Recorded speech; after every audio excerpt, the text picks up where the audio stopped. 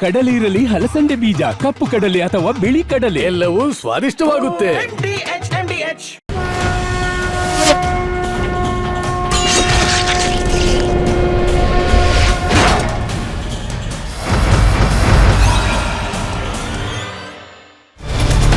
ನಮಸ್ಕಾರ. ಮಹಾಭಾರತ ವಿಶೇಷ ಚರ್ಚಾ ಕಾರ್ಯಕ್ರಮಕ್ಕೆ ಸ್ವಾಗತ. ನಾನು ಸ್ಮಿತಾ ರಂಗನಾಥ್.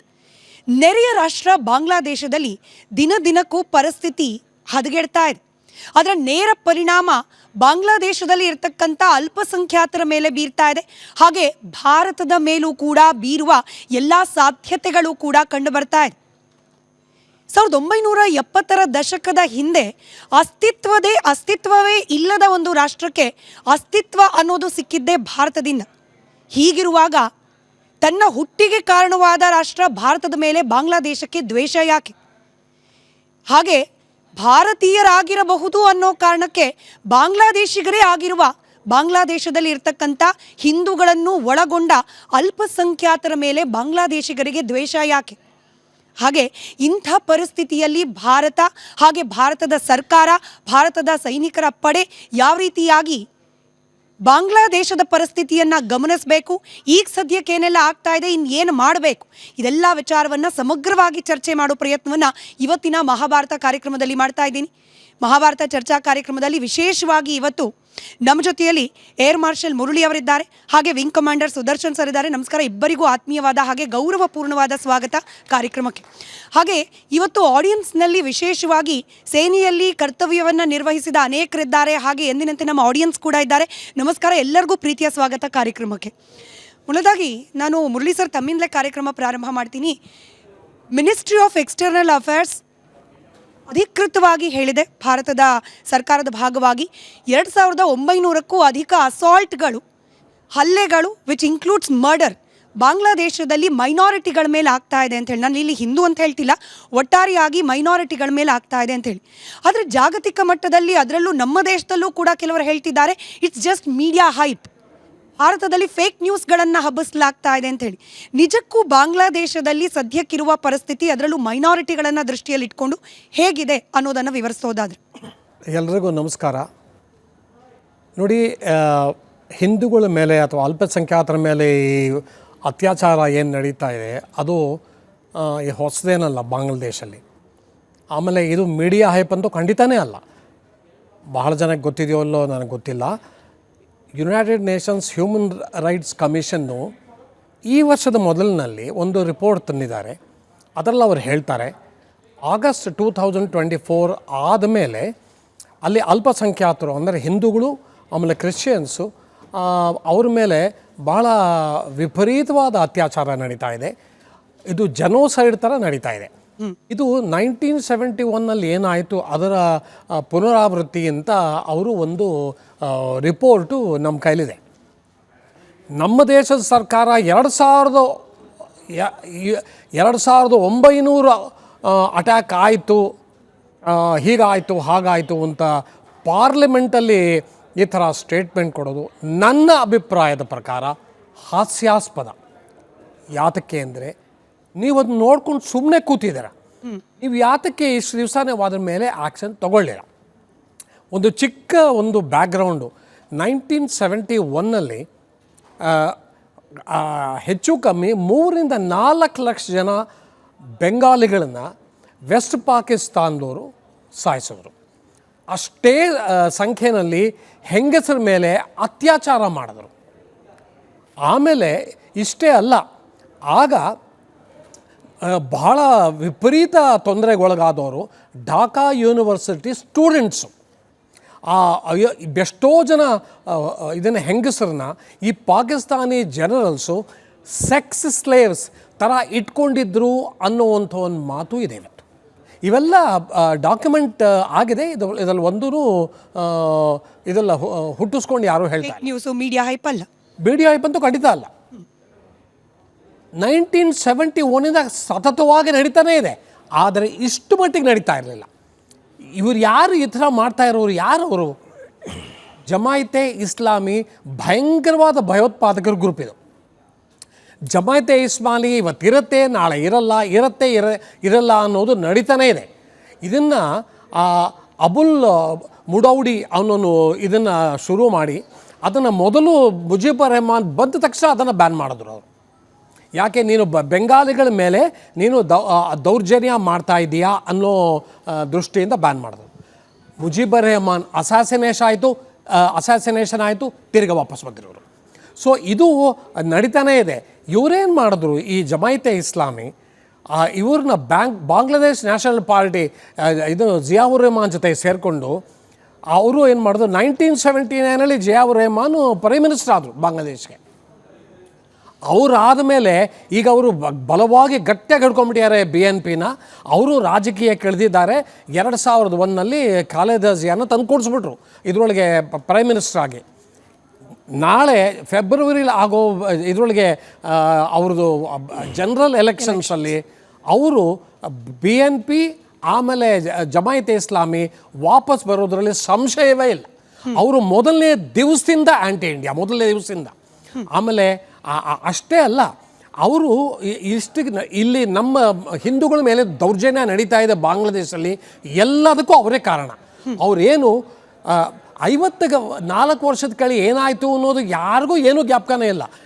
54 ವರ್ಷದ ಕೆಳಗೆ ನೀವು ಉರ್ದು ಇಂಪೋಸ್ ಮಾಡ್ತಾ ಇದ್ದೀರಾ ನಮ್ಮ ಮೇಲೆ. ನಾವು ಒಂದು ಬೆಂಗಾಲಿ ರಾಷ್ಟ್ರ ಅಂತ ಹೇಳ್ಕೊಂಡವರು ಇವರು, ಇವತ್ತು ಅವ್ರು ಹೇಳ್ತಾರೆ ಇಲ್ಲ ನಾವು ಪಾಕಿಸ್ತಾನ ಜೊತೆ ಸೇರ್ಕೊಳ್ತೀವಿ, ನಮ್ಮದು ಇಸ್ಲಾಮಿಕ್ ರಾಷ್ಟ್ರ ಆಗಬೇಕು. ಅದೇ ಈ ಜಮಾಯಿತೆ ಇಸ್ಲಾಮಿದು ಮೊದಲನೇ ದಿವಸದಿಂದ ಡಿಮಾಂಡ್. ಆದರೆ ಇದನ್ನು ಯಾವಾಗ ಶೇಖ್ ಹಸೀನಾ ಬಂದರು ಪವರ್ಗೆ, ಮೊದಲನೇ ಕೆಲಸ ಅವ್ರು ಮಾಡಿದ್ದು ಇದನ್ನು ಜಮಾಯಿತೆ ಇಸ್ಲಾಮಿ ಬ್ಯಾನ್ ಮಾಡಿದ್ರು. ಶೇಖ್ ಹಸೀನಾ ಈ ಕಡೆ ಪಲಾಯನ ಮಾಡಿ ನಮ್ಮ ದೇಶಕ್ಕೆ ಬಂದರು, ವಾಪಸ್ ಬಂದರು ಅವರು ಇದು ಜಮಾಯಿತೆ ಇಸ್ಲಾಮಿ. ಈ ಸಾರಿ ಅವ್ರು ಬರೇ ಹಾಗೆ ಬರಲಿಲ್ಲ, ಈ ಸಾರಿ ಅವ್ರದ್ದು ಸ್ಟೂಡೆಂಟ್ ವಿಂಗ್ನೂ ಕರ್ಕೊಂಬಂದರು ಜೊತೆಗೆ. ಆ ಸ್ಟೂಡೆಂಟ್ ವಿಂಗು ಅವರು ಟೋಟಲಿ ಆ್ಯಂಟಿ ಹಿಂದೂ, ಟೋಟಲಿ. ಇವತ್ತು ನಮ್ಮ ಅಲ್ಲಿ ಹಿಂದೂಗಳ ಮೇಲೆ ಎಷ್ಟು ಜನ ಇದ್ದಾರೆ ಹಿಂದೂಗಳು? 2.25 ಕೋಟಿ, 8% ಪಾಪ್ಯುಲೇಷನ್ನು. ಅವರ ಬಿಸ್ನೆಸ್ಸು, ಅವ್ರ ಮೇಲೆ ದೌರ್ಜನ್ಯ. ಆಮೇಲೆ ಇದನ್ನು ನಮ್ಮ ಟೆಂಪಲ್ಸ್ ಮೇಲೆ ಚಂಪಲ್ಸ್ ಹೊಡೆದಾಕೋದು. ಎಂತೆಂಥ ಟೆಂಪಲ್ಸ್ ಹೊಡೆದಿದ್ದಾರೆ, 152 ಟೆಂಪಲ್ಸ್ ಹೊಡೆದಿದ್ದಾರೆ. ಅದರಲ್ಲಿ ಢಾಕಾನಲ್ಲಿ 2 ಬಹಳ ಹಳೆಯ ಪುರಾತನ ಟೆಂಪಲ್, ಶಿವ ಟೆಂಪಲ್ಲು ತೊಟಾರಿ ಬಜಾರಲ್ಲಿ ಹೊಡೆದಾಕಿದ್ದಾರೆ. ಆಮೇಲೆ ದ್ವಾರಕೇಶ್ವರ ಟೆಂಪಲ್ ಹೊಡೆದಾಕಿದ್ದಾರೆ. ಆಮೇಲೆ ಅಲ್ಲಿರೋ ಅರ್ಚಕರನ್ನು ಸಾಯಿಸಿದ್ದಾರೆ. ಒಂದೊಂದು ಹೇಳ್ತಾ ಹೋದ್ರೆ ಬಹಳ ದೊಡ್ಡ ರಿಜಿಸ್ಟರ್. ಈ ದ್ವೇಷ ಯಾಕೆ ಅನ್ನೋದ್ರ ಬಗ್ಗೆನೂ ನನಗೆ ಡೀಟೇಲ್ಸ್ ಬೇಕು ಸರ್. ಅದಕ್ಕಿಂತ ಮುಂಚೆ ಸುದರ್ಶನ್ ಸರ್, ದುರಂತ ನೋಡಿ, ನಮ್ಮದೇ ದೇಶದ ರಾಜಕಾರಣಿಗಳ ಬಾಯಲ್ಲಿ ಬರ್ತಾ ಇರೋ ಕೆಲವೊಂದಷ್ಟು ಹೇಳಿಕೆಗಳು, ಇದನ್ನು ನಾವು ಯಾವ ರೀತಿ ಗಮನಿಸಬೇಕೋ ಗೊತ್ತಿಲ್ಲ. ಲಿಂಚಿಂಗು ಹಾಗೆ ಅಲ್ಪಸಂಖ್ಯಾತರ ಮೇಲೆ ಹಲ್ಲೆಗಳು ಭಾರತದಲ್ಲಾಗಿಲ್ವಾ? ಇಲ್ಲಿ ಗೋಹತ್ಯೆ ನಿಷೇಧ ಹೆಸರಲ್ಲಿ ಲಿಂಚಿಂಗ್ ಆಗುತ್ತೆ, ಗೋಹತ್ಯೆ ನಿಷೇಧ ಹೆಸರಲ್ಲಿ ಅಲ್ಪಸಂಖ್ಯಾತರ ಮೇಲೆ ಹಲ್ಲೆ ಆಗುತ್ತೆ. ಬಾಂಗ್ಲಾದೇಶದಲ್ಲೂ ಆಗ್ತಿರೋದೇ. ನೀವು ಹೈಪ್ ಮಾಡಬೇಡಿ ಅಂತ ಹೇಳಿ ಮಾಧ್ಯಮಗಳಿಗೆ ಬಿಟ್ಟಿ ಬೋಧನೆ ಕೊಡ್ತಾರೆ ರಾಜಕಾರಣಿಗಳು sir. For god sake, they are people representative. ಇದು ಹಾಗಾದ್ರೆ ಬಾಂಗ್ಲಾದೇಶದಲ್ಲಿ ನಡೀತಾ ಇರುವ ಮಾಬ್ ಲಿಂಚಿಂಗು, ಬಾಂಗ್ಲಾದೇಶದಲ್ಲಿ ನಡೀತಾ ಇರುವ ಮೈನಾರಿಟಿಗಳ ಮೇಲೆ ಅಟ್ಯಾಕು, ಹಾಗೆ ಭಾರತದಲ್ಲಿ ನಡೆದ ಕೆಲ ಘಟನೆಗಳು, ಆರ್ ದೇ ಸೇಮ್? ಈಗ ನೋಡಿ, ಮೀಡಿಯಾದಲ್ಲಿ ಏನು ಹೈಪ್ ಅಂತ ಹೇಳ್ತಿರಲ್ಲ, ಹೈಪ್ ಇದೆಯೋ ಇಲ್ವೋ ಗೊತ್ತಿಲ್ಲ. ಆದರೆ ಎಲ್ಲ ಬಾಂಗ್ಲಾದೇಶಿಗಳು ಇದನ್ನು ಮಾಡ್ತಿದ್ದಾರಾ? ಅದು ತಪ್ಪು. ಯಾರು ಮಾಡ್ತಿದ್ದಾರೆ ಅದನ್ನು ಸ್ವಲ್ಪ ಫೋಕಸ್ ಮಾಡೋಣ. ಇನ್ನು 1971 ಈ ಮಧ್ಯಾಹ್ನ ಇದು ಆದಮೇಲೆ ನನ್ನ ಎಕ್ಸ್ಪೀರಿಯನ್ಸ್, ನನಗೆ ಬಾಂಗ್ಲಾದೇಶದಲ್ಲಿ ಏನು ಎಕ್ಸ್ಪೀರಿಯನ್ಸ್ ಆಯಿತು ಅಂತ ಅದನ್ನು ಹೇಳ್ತೀನಿ. 1971 ಯಾವಾಗ ಬಾಂಗ್ಲಾದೇಶದ ವಿಮೋಚನೆ ಆಯಿತು, ಆವಾಗ ಪಂಜಾಬಿ ಕಲ್ಚರ್ ಹೊರಟೋಯ್ತು, ಬೆಂಗಾಲಿ ಸಂಸ್ಕೃತಿ ಉಳ್ಕೊಳ್ತು, ಉರ್ದು ಹೊರಟೋಯ್ತು, ಬೆಂಗಾಲಿ ಭಾಷೆ ಉಳ್ಕೊಳ್ತು.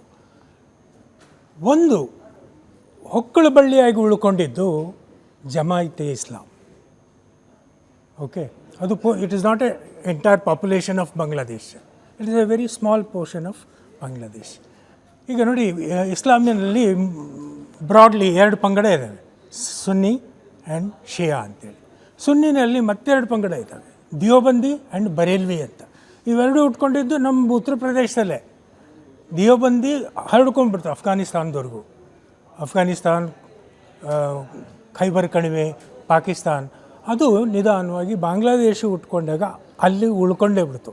ಇನ್ನೆಲ್ಲ ಪಾಕಿಸ್ತಾನದ ಯಾವ ಒಂದು ಕಲ್ಚರು ಇಲ್ಲ, ಭಾಷೆ ಇಲ್ಲ, ಇದೊಂದು ಉಳ್ಕೊಂಡ್ಬಿಡ್ತು. ಬಟ್ ಇದು ಉಳ್ಕೊಂಡಿದ್ದು ಒಳಗಡೆ, ಉತ್ತದ ಒಳಗಡೆ, ಮುಸುಗುಟ್ತಾ ಇತ್ತು. ಯಾಕಂದರೆ ಅವರಿಗೆ ಅವಕಾಶ ಸಿಗಲಿಲ್ಲ ಮೊದಲು 4 ವರ್ಷ. ಯಾವಾಗ ಶೇಖ್ ಮುಜಿಬುರ್ ರೆಹಮಾನ್ ಕೊಲೆ ಆಯಿತು, general Mujibur Rahman take over ಮಾಡಿದ, ಅವರು ಹೊರಗೆ ಬಂದುಬಿಟ್ರು ಹುತ್ತದಿಂದ. ಹೀಗೆ ಇದೊಂದು ಪ್ಯಾಟರ್ನು ಬಾಂಗ್ಲಾದೇಶದಲ್ಲಿ. ಕೆಲವು ಸರಿ ಹುತ್ತದೊಳಗಿರ್ತಾರೆ ಮತ್ತು ಹೊರಗೆ ಬರ್ತಾರೆ. ಶೇಖ್ ಹಸೀನಾ ಇದ್ದಾಗ she manage to suppress them, ಇರಲಿಲ್ಲ ಅಂತ ಅಲ್ಲ, she manage to suppress them. But ಇದು 2 ರೀತಿಯಾಗಿ ನಡೆಯುತ್ತೆ. ಒಂದು ರಾಜಕೀಯ ವಲಯದಲ್ಲಿ ನಡೆಯುತ್ತೆ, ಇನ್ನೊಂದು brain washing at the root level. ಈ ಯಾರ್ಯಾರು ಹಳ್ಳಿಗಳಲ್ಲೆಲ್ಲ ಹೋಗಿ ಅಲ್ಲೇ ನೆಲೆಸಿ ಅಲ್ಲಿ ಬ್ರೈನ್ ವಾಶ್ ಮಾಡೋಕ್ಕೆ ಶುರು ಮಾಡಿದರು, ಈಗ ಮಾಡ್ತಿರೋದೆಲ್ಲ ಅವರು. ಆಮೇಲೆ ವಿದ್ಯಾರ್ಥಿಗಳಿಗೆ, ಯೂನಿವರ್ಸಿಟಿಗಳಿಗೆ ಇವರು ಇನ್ಫ್ಲೂಯೆನ್ಸ್ ಆಗಿ ಹೋದರು.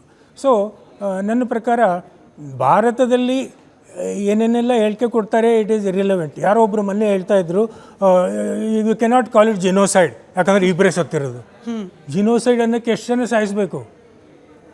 It is a cultural hatred by few people. So we should dissociate the others. ಯಾಕಂದರೆ ಇದನ್ನು ಹೀಗೆ ಮುಂದುವರಿಸ್ಕೊಳ್ತಾ ಹೋದರೆ it's a vicious circle. It will continue to explode or ಇಂಪ್ಲೋಡ್.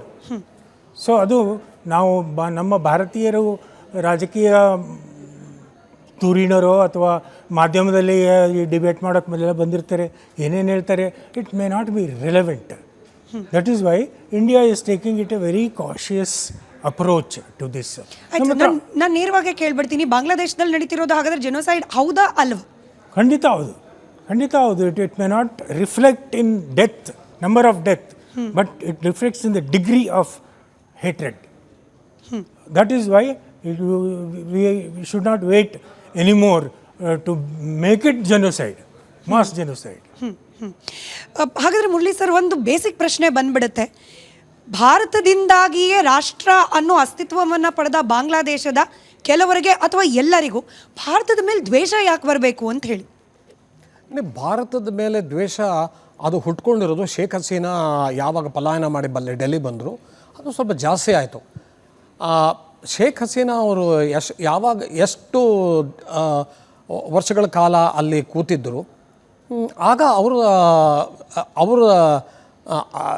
ಅವ್ರದ್ದು ರಿಲೇಷನ್ಶಿಪ್ ನಮ್ಮ ದೇಶದ ಜೊತೆ ಭಾಳ ಚೆನ್ನಾಗಿತ್ತು. ಒಳ್ಳೆ ಟ್ರೇಡು, ನಮ್ಮದು ಟ್ರೇಡು $14 ಬಿಲಿಯನ್ ಇದೆ. ಅದರಲ್ಲಿ ಮೋಸ್ಟ್ಲಿ ಕಾಟನ್ ಗಾರ್ಮೆಂಟ್ಸು. ನೋಡಿ, ಶೇಖ್ ಹಸೀನಾಗ ಅಷ್ಟು ಕೆಟ್ಟದಾಗಿ ಹೋಗಿದ್ದಾರೆ ಅವರು. 30% ಬಾಂಗ್ಲಾದೇಶಿ ಇದನ್ನ ಆದಾಯ ಥ್ರೂ ಕಾಟನ್ ಗಾರ್ಮೆಂಟ್ಸ್ ಎಕ್ಸ್ಪೋರ್ಟ್.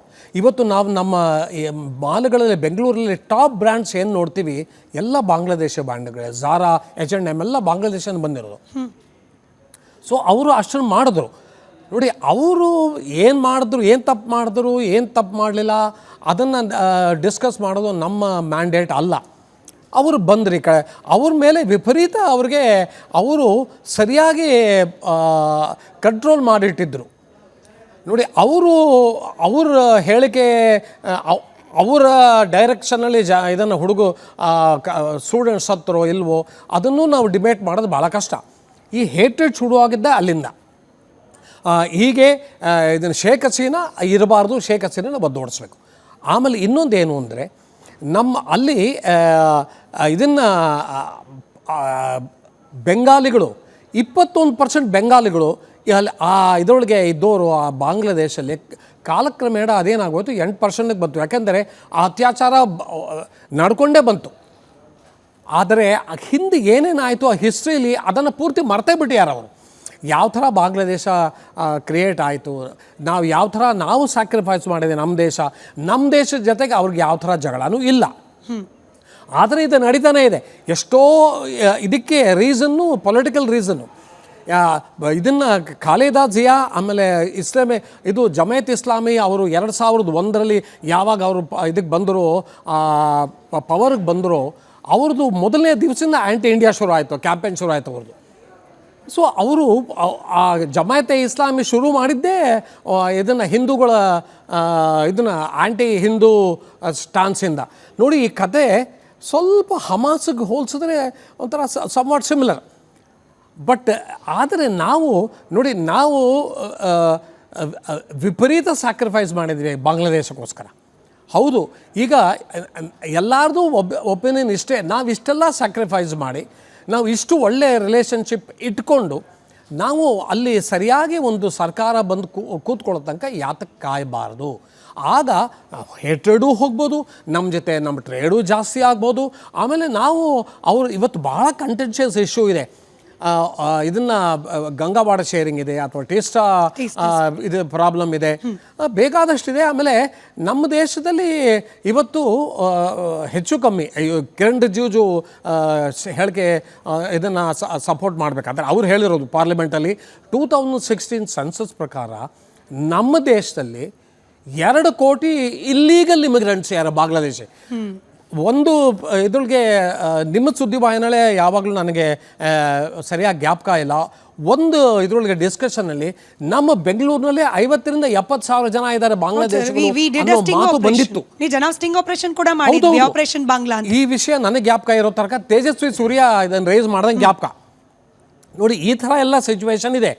ನಮ್ಮ ದೇಶದಲ್ಲೇ ಇಲ್ಲಿ ಇಮಿಗ್ರೆಂಟ್ಸ್ ಇದ್ದಾರೆ.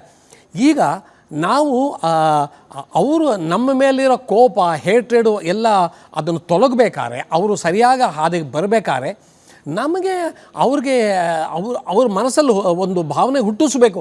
ನಾವು ನಿಮ್ಮ ಕೈ ಬಿಡಲ್ಲ. ನಾವು ಇಷ್ಟು ವರ್ಷ ನಿಮ್ಮ ಜೊತೆ ನಮ್ಮದು ಒಳ್ಳೆ ರಿಲೇಷನ್ಸ್ ಇದೆ, ಮುಂದೂ ಇರುತ್ತೆ. ಆದರೆ ನೀವು ಹಿಂದೂಗಳ ಮೇಲೆ ಮಾಡೋ ಅತ್ಯಾಚಾರ ನಿಲ್ಲಿಸಿ, ಅವ್ರನ್ನ ಹೊಡೆಯೋದು ನಿಲ್ಲಿಸಿ, ಅವ್ರಿಗೂ ನಿಮ್ಮ ದೇಶದಲ್ಲಿ ಇರೋಕ್ಕೊಂದು ಜಾಗ ಕೊಡಿ ಅನ್ನುವಂಥ ಒಂದು ಇದನ್ನು ನಾವು ಸೃಷ್ಟಿ ಮಾಡಿದರೆ ಒಂದು ಅಟ್ಮಾಸ್ಫಿಯರು ಸರಿ ಹೋಗುತ್ತೆ. ಆದರೆ ಈಗ ಇವತ್ತಿನ ತಾರೀಖಲ್ಲಿ ಹೇಳಬೇಕಾದ್ರೆ ಈ ಆ್ಯಂಟಿ ಹಿಂದೂ ಸೆಂಟಿಮೆಂಟ್ಸ್ ಏನಿದೆ ಬಾಂಗ್ಲಾದೇಶಲ್ಲಿ ಅದು ಅತಿರೇಕಕ್ಕೆ ಬಿಟ್ಟಿವೆ. ಸರಿ ಸುದರ್ಶನ್ ಸರ್, ಹಾಗಾದರೆ ಭಾರತ ಅಂದರೆ ಕೇವಲ ಹಿಂದೂಗಳಲ್ಲ, ನಾವು ಇದನ್ನು ಸೆಕ್ಯುಲರ್ ರಾಷ್ಟ್ರ ಅಂತ ಕರಿತೀವಿ. ಎಲ್ಲ ಧರ್ಮದವರಿಗೂ ಕೂಡ ಸಮಾನವಾದ ನೆಲೆ ಈ ರಾಷ್ಟ್ರ ಒದಗಿಸಿಕೊಟ್ಟಿದೆ. ಬಟ್ ಬಾಂಗ್ಲಾದೇಶದಲ್ಲಿ ಇಂಡಿಯನ್ಸ್ ಮೇಲಿರುವ, ಅಂದರೆ ಭಾರತೀಯರ ಮೇಲಿರುವ ದ್ವೇಷ ಹಿಂದೂಗಳ ಮೇಲೆ ಯಾಕೆ ಬರ್ತಾ ಇದೆ? ಹಿಂದೂಗಳು ಬಾಂಗ್ಲಾದೇಶಿ ಪ್ರಜೆಗಳಾಗಿದ್ದರೂ ಕೂಡ ಅವ್ರು ಹಿಂದೂ ಅನ್ನೋ ಕಾರಣಕ್ಕೆ ಯಾಕೆ ಅವ್ರ ಮೇಲೆ ದ್ವೇಷ ಕಾರಲಾಗ್ತಾ ಇದೆ ಅಂತ ಹೇಳಿ? ಈಗ ಅದೇ ಮೂಲ ಕಾರಣ ನಾನು ಹೇಳಿದ್ನಲ್ಲ, ನಮ್ಮ ಡಿ ಎನ್ ಎಲ್ಲಿ ಏನಿದೆ ಅಂದರೆ ಅದು ನಾವು ಹೇಳೋದೇ ಬೇಡ, ವಿ ಆರ್ ಸೆಕ್ಯುಲರ್ ಅಂತ. We are by nature we are secular, not only constitution, by nature we are secular. But ಈ ಒಂದು ಸಣ್ಣದೊಂದು ಗುಂಪೇನಿದೆ, ಇಸ್ಲಾಮಿನ ಒಂದು ಗುಂಪೇನಿದೆ, ಅದರಲ್ಲಿ ಸೆಕ್ಯುಲರ್ ಕಾನ್ಸ್ಟಿಟ್ಯೂಷನ್ ಮತಭ್ರಷ್ಟತೆ ಅಂತ ಅವರು they don't like Bangladesh is a secular constitution ಅಂತೇಳಿ. ಸೊ ಅವರು ಏನು ಮಾಡ್ತಾರೆ, it was somewhere it has to become, ಅದರಲ್ಲಿ ಎರಡೇ, ದಾರುಲ್ ಅರಬ್ ಅವ್ರ ದಾರುಲ್ ಇಸ್ಲಾಂ. ಅಂದರೆ ಎಲ್ಲಿವರೆಗೂ ಇಸ್ಲಾಮೀಕರಣ ಆಗಲ್ವೋ ಅಲ್ಲಿವರೆಗೂ ಹೋರಾಟ ನಡೆಯುತ್ತೆ ಅನ್ನೋ ಒಂದು ನಿಲುವು ಅವ್ರದ್ದು.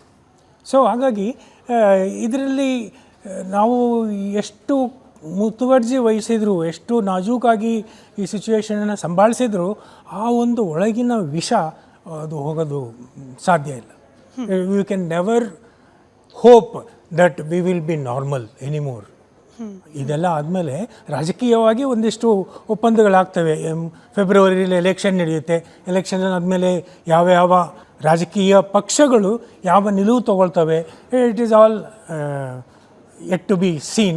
But sir ಹೇಳಿದಾಗೆ generally we can assume that Jamaat e Islami will be there. ಅದು ಯಾವುದೇ ಬರಲಿ, BNP ಬರಲಿ ಅಥವಾ ಅವಾಮಿ ಲೀಗ್ ಬರುತ್ತೋ ಇಲ್ಲೋ ಗೊತ್ತಿಲ್ಲ, ಸದ್ಯಕ್ಕಂತೂ ಬ್ಯಾನ್ ಮಾಡಿದ್ದಾರೆ Awami League. There is no hope of contesting election. Now how dominant Jamaat e Islam ಆಗುತ್ತೆ ಅನ್ನೋದ್ರ ಮೇಲೆ ಡಿಪೆಂಡ್ ಆಗುತ್ತೆ. ಬಟ್ ರಾಜಕೀಯವಾಗಿ ನಾವು ಇದನ್ನು we can turn off the tap, trade, water ಅದನ್ನೆಲ್ಲ ಮಾಡ್ಬೋದು. ಬಟ್ ಇದನ್ನು ಅಬ್ರಪ್ಟಾಗಿ ಮಾಡೋಕ್ಕೆ ಸಾಧ್ಯವಿಲ್ಲ. It is already happening. ಟ್ರಾನ್ಸಿಟ್ಗಳನ್ನ ಕ್ಲೋಸ್ ಮಾಡಿದ್ದೇವೆ. ಆಮೇಲೆ we are raising voice internationally, international ಫೋರಮಲ್ಲಿ ಎಲ್ಲರೂ ಹೇಳ್ತಾ ಇದ್ದಾರೆ, ಈವನ್ ಇನ್ಕ್ಲೂಡಿಂಗ್ ಕೆನಡಾದಲ್ಲಿ ಈಗಾಗಲೇ ಅವರು ಸಂಸತ್ತಿನಲ್ಲಿ ಹೇಳಿದ್ದಾರೆ, ಈಗ ಹಿಂದೂಗಳ ಮೇಲೆ ನಡೀತಿರೋ ದೌರ್ಜನ್ಯ ನಿಲ್ಲಿಸಬೇಕು ಅಂತೇಳಿ. ಬೇರೆ ಬೇರೆ ದೇಶಗಳಲ್ಲೂ ಇದು ಒತ್ತಡ ಬರುತ್ತೆ. ಆಮೇಲೆ ಅವರಿಗೆ IMF ಲೋನ್ ಅವಶ್ಯವಾಗಿ ಬೇಕು. IMF ಲೋನ್ ಕಂಡೀಷನ್ ಏನಾಗ್ತಾರೆ ಅಂದರೆ, you have to improve relationship with India. But And you have to pay back Adani. China ಅಂತ ಇದೆಯಲ್ಲ ಸರ್, ಅದ್ರ ಬಗ್ಗೆನೂ ಮಾತಾಡೋಣ. ಬಟ್ ನೀವು ಇಂಟರ್ನ್ಯಾಷನಲ್ ಲೆವೆಲ್ ಅಲ್ಲಿ ವಾಯ್ಸ್ ರೇಸ್ ಆಗ್ತಾ ಇದೆ ಅಂತ ಹೇಳ್ತಾ ಇದ್ರಿ sir. But where are this global peacekeepers sir? Popcorn ತಿನ್ಕೊಂಡು ಅಲ್ಲಿ ಆಗ್ತಾ ಇರೋ ಜಿನೋಸೈಡ್ ಅನ್ನ ನೋಡ್ಕೊಂಡು ಕೂತ್ಬಿಟ್ಟಿದ್ದಾರಾ? ಪ್ರತಿ ಯುದ್ಧಕ್ಕೆ ನಿಲ್ಸ್ಲಿಕ್ಕೆ ಬರುವ ಅಮೆರಿಕದ ಸೋಕಾಲ್ ಡೊನಾಲ್ಡ್ ಟ್ರಂಪ್ ಏನ್ ಮಾಡ್ತಾ ಇದ್ದಾರೆ? UN ಸರ್ ಹೇಳಿದ್ರು, ಅಲ್ಲಿಗೂ ಗಮನ ಹೋದಾಗ್ಲೂ ಕೂಡ ಏನ್ ಮಾಡ್ತಾ ಇದೆ? ನಿಜವಾಗ್ಲೂ ಇದನ್ನ ಅಡ್ರೆಸ್ ಅಂದ್ರೆ ಬಾಂಗ್ಲಾದೇಶದಲ್ಲಿ ಈಗಿರುವ unrest though it is political, but ಅದರಿಂದ ಆಗ್ತಾ ಇರುವ ಪರಿಣಾಮವನ್ನು ಗ್ಲೋಬಲಿ ಸಿಗಬೇಕಾದ ಅಟೆನ್ಷನ್, ಸಿಗಬೇಕಾದ ಸೊಲ್ಯೂಷನ್ಗಳ ಬಗ್ಗೆ ಚಿಂತನೆ ಸಿಗ್ತಾ ಇದೆಯಾ ಅಂತ? ಇಲ್ಲ, ಸದ್ಯಕ್ಕೆ ಸಿಗ್ತಾ ಇಲ್ಲ. One not nation is rising voice. But ಅದೇ ಈಗ ಇದನ್ನು ಮಾಡಬೇಕಾಗಿರೋದು ನಾವು, ಇದನ್ನು ಎತ್ತಿ ತೋರಿಸ್ಬೇಕಾಗಿರೋದು ನಾವು. ಅದು ಇನ್ನೂ ನಾವು ಎಫೆಕ್ಟಿವ್ ಆಗಿ ಮಾಡ್ತಾ ಇದ್ದೀವಿ ಅನ್ನೋಕ್ಕೆ ಹೇಳೋಕ್ಕಾಗಲ್ಲ, but it should happen. Sir, ಇದು ಮುರಳಿ ಸರ್ ಒಂದು ರೀತಿಯಲ್ಲಿ ಬ್ಲೇಮ್ ಇಂಡಿಯಾ ಅನ್ನೋದೊಂದು ಪ್ಯಾಟ್ರನ್ನು ಬಹಳ ಚೆನ್ನಾಗಿ, ಅದು ಎಲೆಕ್ಷನ್ ಮೋಡಲ್ ಇದೆ ಅನ್ನೋ ಕಾರಣಕ್ಕೋ ಏನೋ ಗೊತ್ತಿಲ್ಲ, ಬಾಂಗ್ಲಾದೇಶದಲ್ಲಿ ಅಲ್ಲಿ ಯಾರೋ ಒಬ್ಬ ಪೊಲಿಟಿಕಲ್ ಲೀಡರು, ಸ್ಟೂಡೆಂಟ್ ಲೀಡರು, ಹಿ ಶಾರ್ಟ್ ಎಟ್ ಬ್ಲೇಮ್ ಇಂಡಿಯಾ.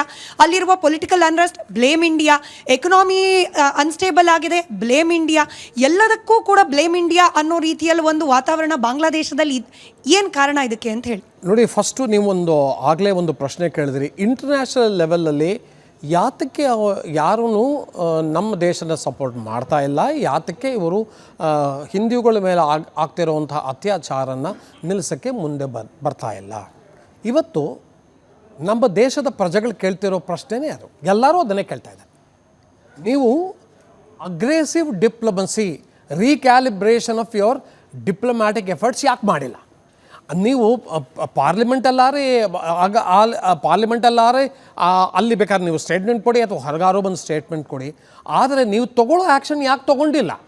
ನಿಮಗೆ ಹ್ಯೂಮನ್ ರೈಟ್ಸ್ ವಯಲೇಷನ್ನು ಇದನ್ನು ಇಷ್ಟು ಮಟ್ಟದಲ್ಲಿ ಆಗ್ತಾ ಇರೋದನ್ನು ನಿಮ್ಮ ಗಮನಕ್ಕೆ ತಂದ್ರೂ ನೀವು ಅದನ್ನು ಯುನೈಟೆಡ್ ನೇಷನ್ಸ್ ತೊಗೊಂಡೋಗಿಲ್ಲ, ಸ್ಯಾಂಕ್ಷನ್ಸ್ ಹಾಕಿಲ್ಲ, ನೀವು ಅದನ್ನು ಬೇರೆ ದೇಶಗಳಿಗೆ ನೀವು ಹೇಳಲಿಲ್ಲ.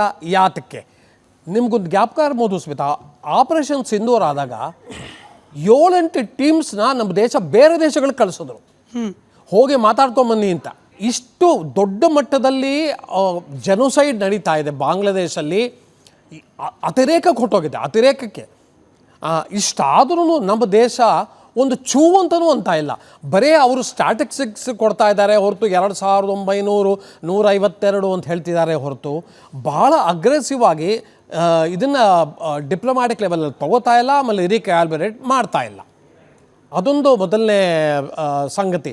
ನಾವು ಮಾಡಿದಿದ್ದರೆ ಸ್ವಲ್ಪ ಸಿವಿಯರಿಟಿ ಕಮ್ಮಿ ಆಗಿರೋದು ಅಂತ ನನಗೆ. Sorry to interrupt sir, but ಅಲ್ಲಿನ ಬಾಂಗ್ಲಾದೇಶದ ಕೆಲ ಎಕ್ಸ್ಟ್ರೀಮಿಸ್ಟ್ಗಳು ಅಥವಾ ಸೋಕಾಲ್ಡ್ ಸ್ಟೂಡೆಂಟ್ ಲೀಡರ್ಗಳು ಹೇಳ್ತಾ ಇರೋದು ಹಿಂಗೆ is like a vulture which is controlling Bangladesh. ಬಾಂಗ್ಲಾದೇಶವನ್ನು ಕಂಟ್ರೋಲ್ ಮಾಡ್ತಿರೋದೇ ಭಾರತ, ಇದನ್ನ ನಾವು ತಡಿತೀವಿ ಅಂತ ಹೇಳ್ತಿದ್ದಾರೆ. ಹೌದು, ನೀವು ಒಂದು ಪ್ರಶ್ನೆ ಕೇಳಿದಿರಿ, ಎಲ್ಲದಕ್ಕೂ ಬ್ಲೇಮ್ ಇಂಡಿಯಾ ಅನ್ನೋದು ಇಟ್ ಹಸ್ ಬಿಕಮ್ ಎ ಅಲ್ಲಿ ನಾರ್ಮ್ ಆಫ್ ದ ಡೇ.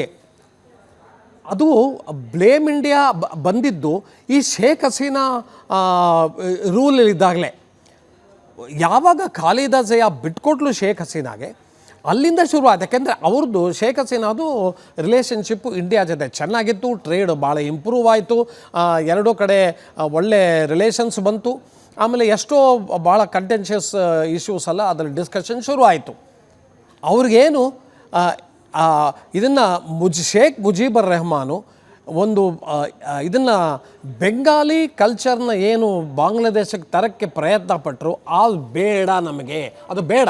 ಈ ದೇಶ ಟೋಟಲ್ ಇಸ್ಲಾಮಿಕ್ ಕಂಟ್ರಿ ಆಗಬೇಕು, ನಂಬರ್ 1. ನಂಬರ್ 2, ಇದನ್ನು ಇಸ್ಲಾಮಿಕ್ ಕಂಟ್ರಿ ಆಗಬೇಕಾದ್ರೆ ನಾವು ಪಾಕಿಸ್ತಾನ್ ಜೊತೆ ಸೇರ್ಕೋಬೇಕು.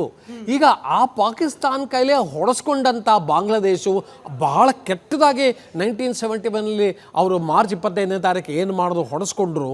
ಈಗ ಅದೇ ಪಾಕಿಸ್ತಾನದ ವಾಪಸ್ ಹೋಗಿದ್ದಾರೆ ಅವರು. ಆಮೇಲೆ ಅವರು ಜಗತ್ತಲ್ಲೇ ಏನಾಗ್ತಿದೆ ನೋಡ್ತಿದ್ದಾರೆ.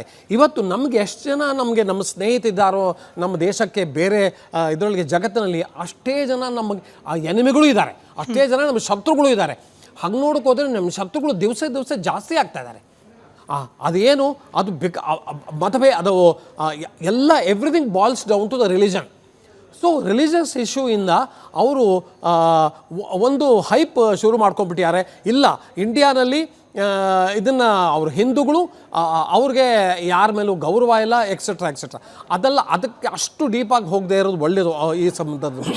ಅದೊಂದು ಕಾರಣ ಇದ್ದರೂ ಇರ್ಬೋದು. ಅದಕ್ಕೆ ನಾವು ಹೋಗಿದ್ದೆ ಬ್ಲೇಮ್ ಇಂಡಿಯಾ ಅನ್ನೋದು ಶುರು ಆಗಿದೆ.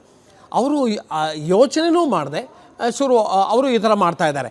ಇನ್ನೊಂದು ಸೀವಿಯರ್ ಇಂಡಾಕ್ಟ್ರಿನೇಷನ್ ನೋಡಿ. ಈ ಅದನ್ನ ಹೈಡಿ ಸತ್ನಲ್ಲ ಮೊನ್ನೆ, ಅವನು ಸ್ಟೂಡೆಂಟ್ ಲೀಡರ್ ಆಫ್ ಜಮಾಯತ್ಲೆ ಇಸ್ಲಾಮಿ ಅವನು. ಸೊ ಅವರು ಆ್ಯಕ್ಚುಲಿ ಇದನ್ನು ಜಮಾಯತೆ ಇಸ್ಲಾಮಿ ಎಲ್ಲ ದೇ ಆರ್ ಪರ್ಪೆಚುಯೇಟರ್ಸ್. ಏನೇನು ಆಗಬೇಕು ಇದರೊಳಗೆ ಬಾಂಗ್ಲಾದೇಶ ಎಲ್ಲ ಅವ್ರು ಮಾಡಿ ತೋರಿಸ್ತಾ ಇದ್ದಾರೆ ಅವರು. ಉಳಿದಿದ್ದ ಬಾಂಗ್ಲಾದೇಶಿ ಲಿಟ್ರೇಟ್ಸ್ ಆಗಿರ್ಬೋದು ಅಥವಾ ಎಲ್ಲ ಉಳಿದಿದ್ದ ಜನಗಳಿಗೆ, ನಾರ್ಮಲ್ ಸಿಟಿಸನ್ಸ್ಗೆ ಇವೆಲ್ಲ ಯಾವುದೂ ಜಗಳ ಬೇಡ. ಅವರು ತಂಪಾಡ್ತಾ ಪೀಸ್ಫುಲ್ ಆಗಿರಬೇಕು ಅಂತ ಅವ್ರಿಗೆ ಆಸೆ. ಆದರೆ ಅದು ನಡೀತಾ ಇಲ್ಲ.